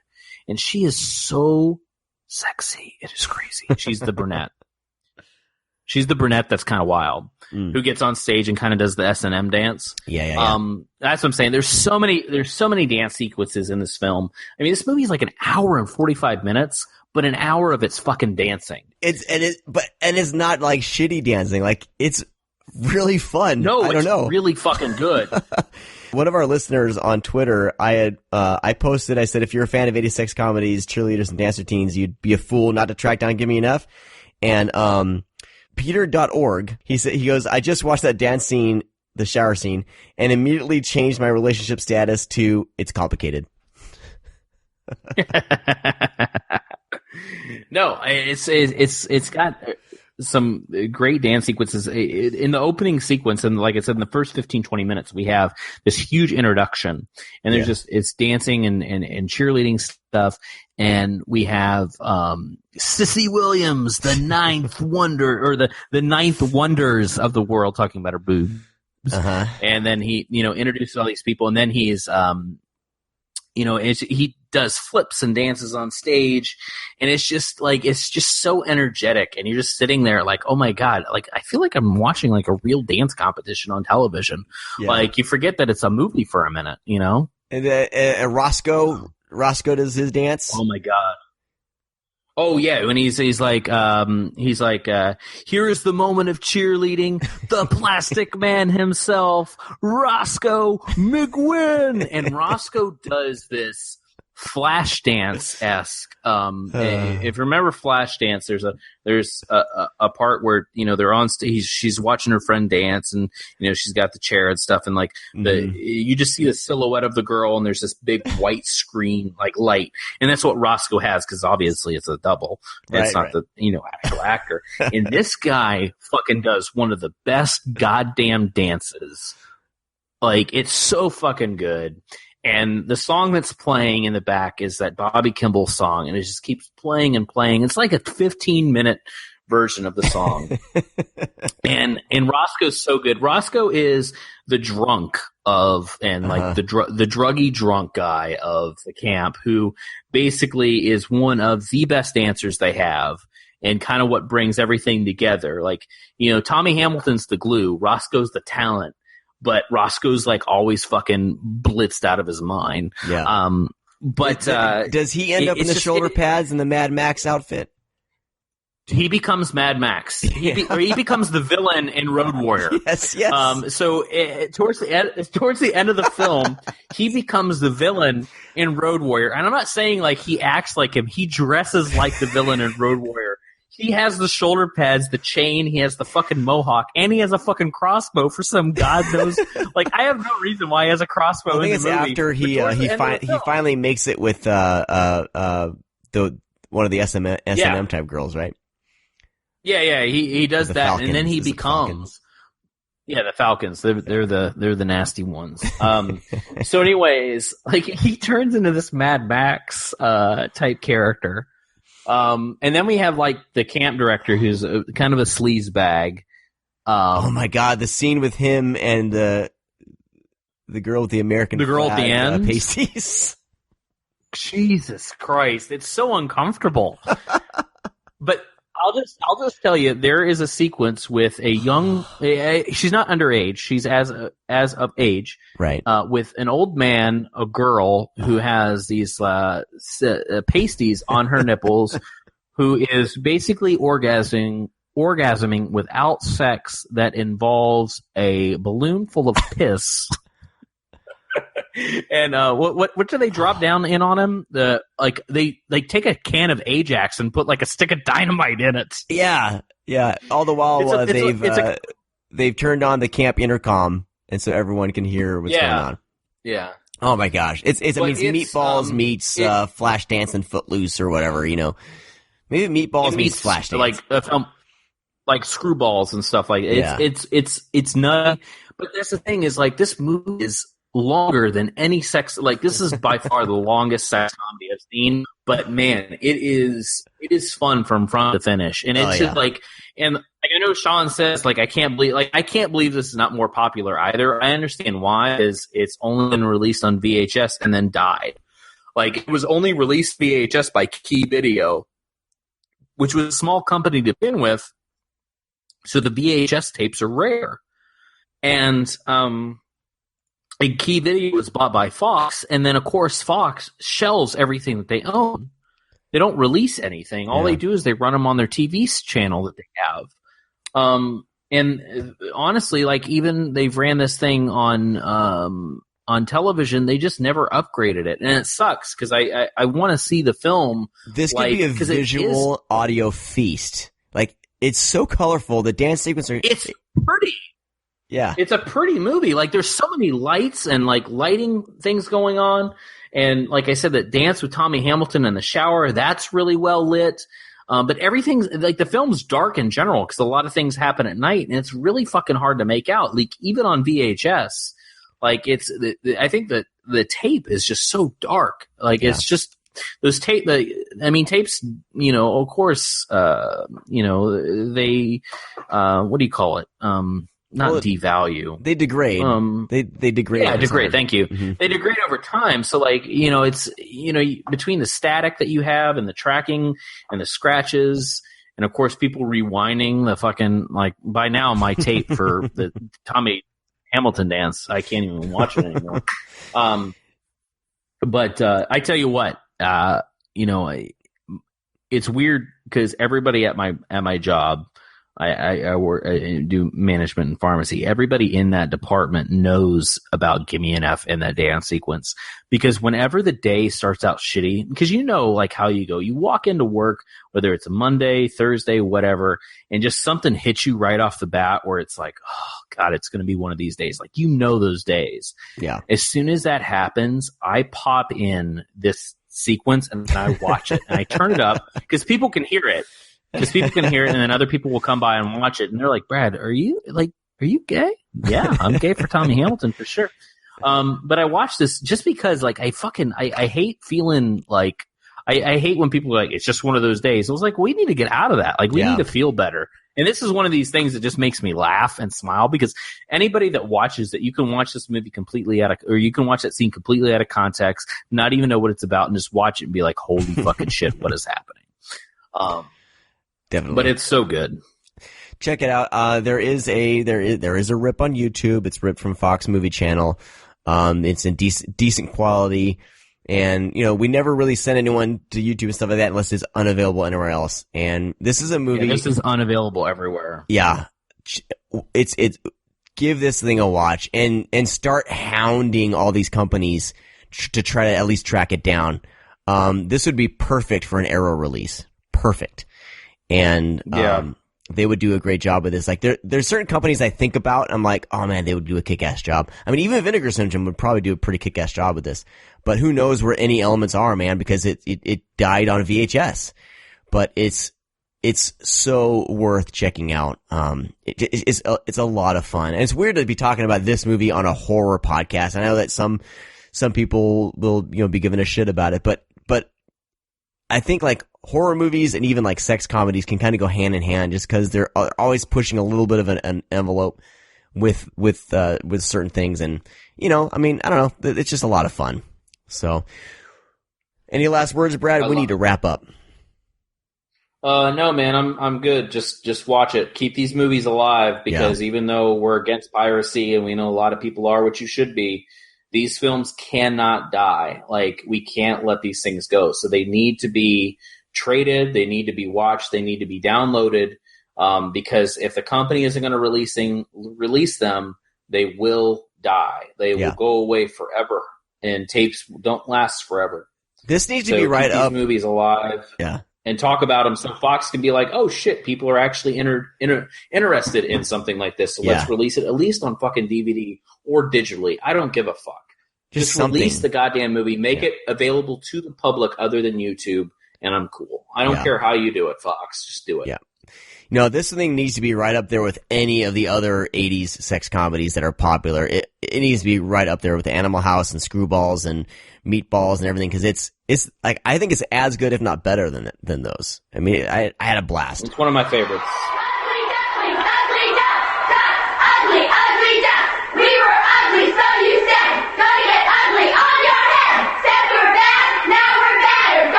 All right, we need to do some shout-outs here, then we need to take off.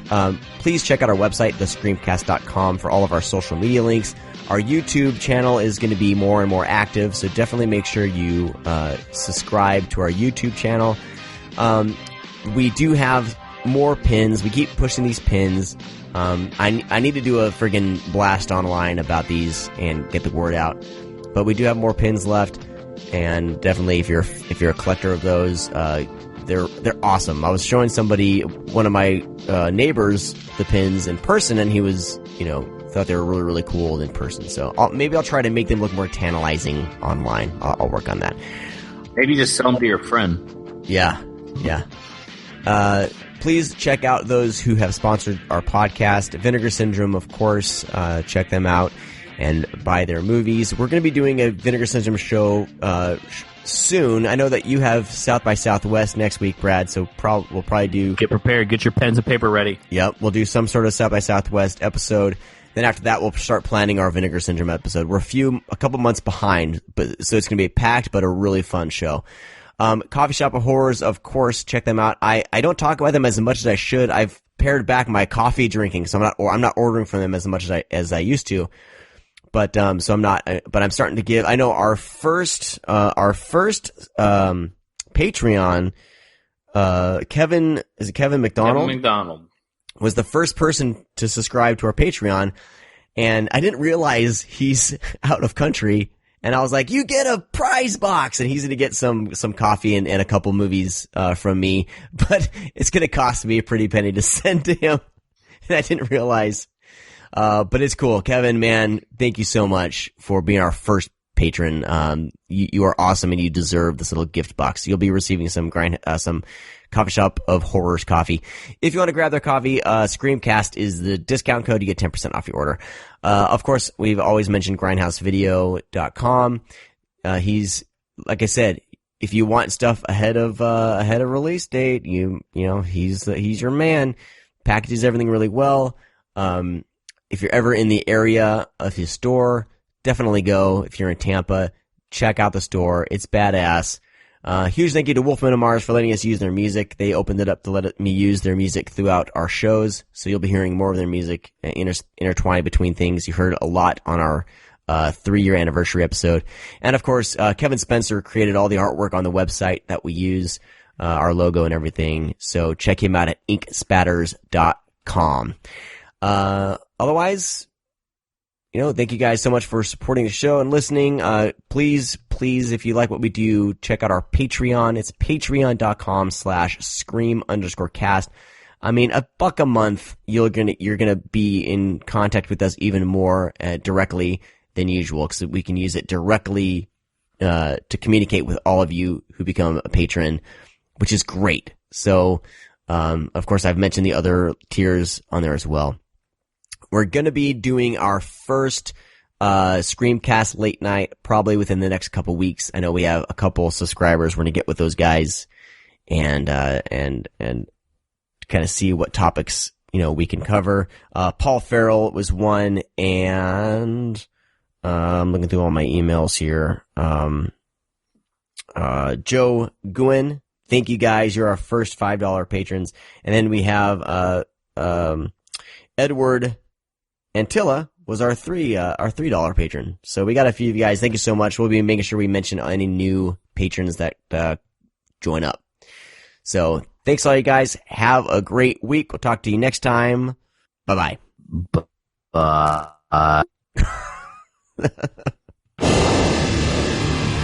don't tell me you're leaving. The party's just begun.